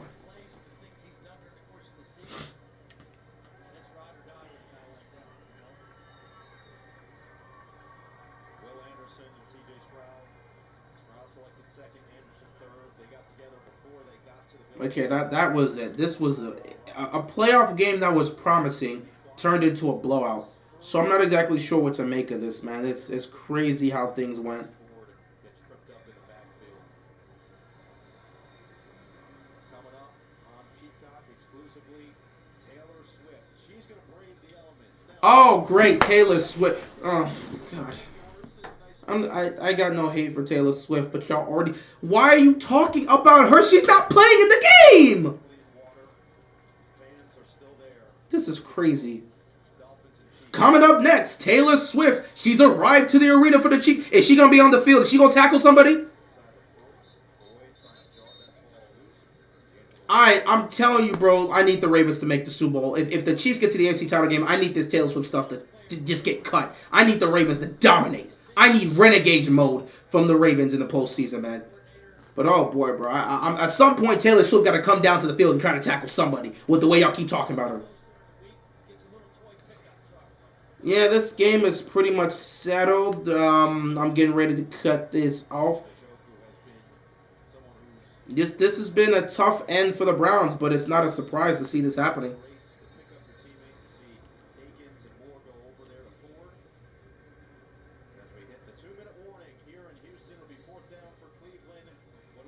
I definitely want the Steelers, not because I think it's a good matchup or a bad one. It's just they beat us twice this year, and how soon it'll be to end their season. This season's probably going to get ended by Buffalo, and it doesn't really matter to me for the most part. Not really looking to care about the focus of Pittsburgh. If Pittsburgh's a team that's coming here, we'll do our job anyway. Still not sure, Charles. I'm not sure if I want to do it or not. Still not sure. But if I'm doing it, you'll see me here for a live stream. If not, then you'll see me for a recap. Patrick Mahomes not the player he used to be. I expect Miami to win by 3. Good luck with that. Good luck with that. I don't trust the Dolphins at all. They are reeling. Patrick Mahomes doesn't have to be the player that he once was, but that Dolphins team is reeling. Tua's been looking bad over the last few games. Their team is decimated with injuries. They lost their 2-star pass rushers. That secondary is decimated. Just a lot of pain and decimation straight across from the Dolphins. Then offensively, Mostert's dealing with injury. I believe he's going to play, but I'm not fully sure. Waddle's dealing with injury. I believe he's going to play, but I'm not sure. Tyreek Hill's been banged up. It's just injury galore all the way around. And Tua, he's dealing with a hand thing as well, but he's obviously going to play. The thought of running a mile sent you running for the couch.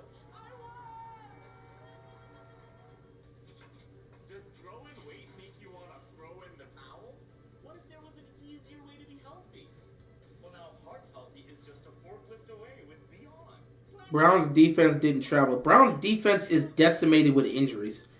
The only people that actually believed the Browns were going to be legitimately dominant in this game was Browns fans for the most part. I did pick the Browns to win this game, so I tried to be fair. When I made my predictions last night, I'm not gonna lie, the predictions I made last night was not my original table. I was being hella biased. I was being hella biased. And I was like, bro, this season, I think it's straight. I know it's a year of upsets and backup quarterbacks, but I think it's a straight path. I was being the way I looked at it, I played it straightforward. My playoff, what's it called? My predictions yesterday that I did for my live stream, that's not the original table I had. I changed it because I felt my original table was a bit too biased. I legit sat back and said it was a bit too biased. It's not that different, but there was a couple things. In my original one, I picked the Texans to beat the Browns. Because I said, and my only reason I picked the Texans to beat the Browns is because I said CJ Stroud's that guy. That's the only reason I picked the Texans to beat the Browns. Because CJ Stroud's that guy. And I'm like, that's not enough of a reason. Flacco's just getting smoked at this point. Just let Flacco leave with them being completely safe. We don't need Flacco getting hurt. But yeah, my reasoning behind the Texans beating the Browns was CJ's that guy. I also originally picked the Eagles to beat the Bucks. And I said because the Eagles can't afford to lose to the Bucks, Nick Sirianni's going to play for his job. And again, that felt like an opinionated one. I didn't give enough balance to that. But I did say in the live stream yesterday, I said I wouldn't be surprised if the Texans pull off the upset, and I won't be surprised if the Bucks pull off the upset. The Cleveland Browns did not sack C.J. Stroud once in this game. That's embarrassing. I think I also had another situation. I think in my original pick, I might have picked the Lions over the... No, I think I picked the Rams over the Lions. Either way, Davis Mills is going to take a knee here. 1 or 2 more knees, and the Houston Texans are going to win this game. What a dominant performance by them.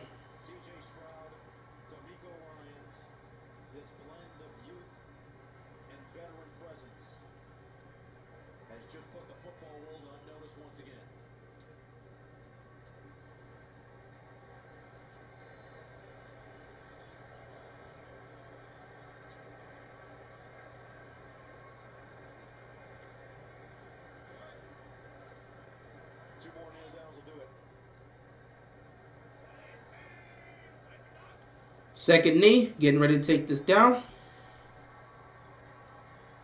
a season it was for Cleveland, 11-6. Making the playoffs for just the second time in quite some time. The last 2 decades. I mean, in 2020, beginning of this year, Kevin Stefanski still very much at the top of the list as a Coach of the Year candidate for what he did through the injuries, through the hardship with this team. But it will come to a close here in Houston at the hands. One more, and we can call it a day. Davis Mills, final knee. And with that, the Houston Texans are going to win this game 45-14. An absolute dominant performance by C.J. Stroud and this Texans team. C.J. didn't do anything in the second half. He didn't need to. He was so great in the first half that the defense paid him back by getting 2 pick sixes to end this. Joe Flacco's perfect wild card record has now been tainted. He used to be 5-0 in wild card matchups. Undefeated. He's now 5-1. Man came out of retirement to do this, bro. Why did you have to ruin your wild card record? C.J. Stroud heading to the divisional round as a rookie. And this kid is special. This kid is absolutely special.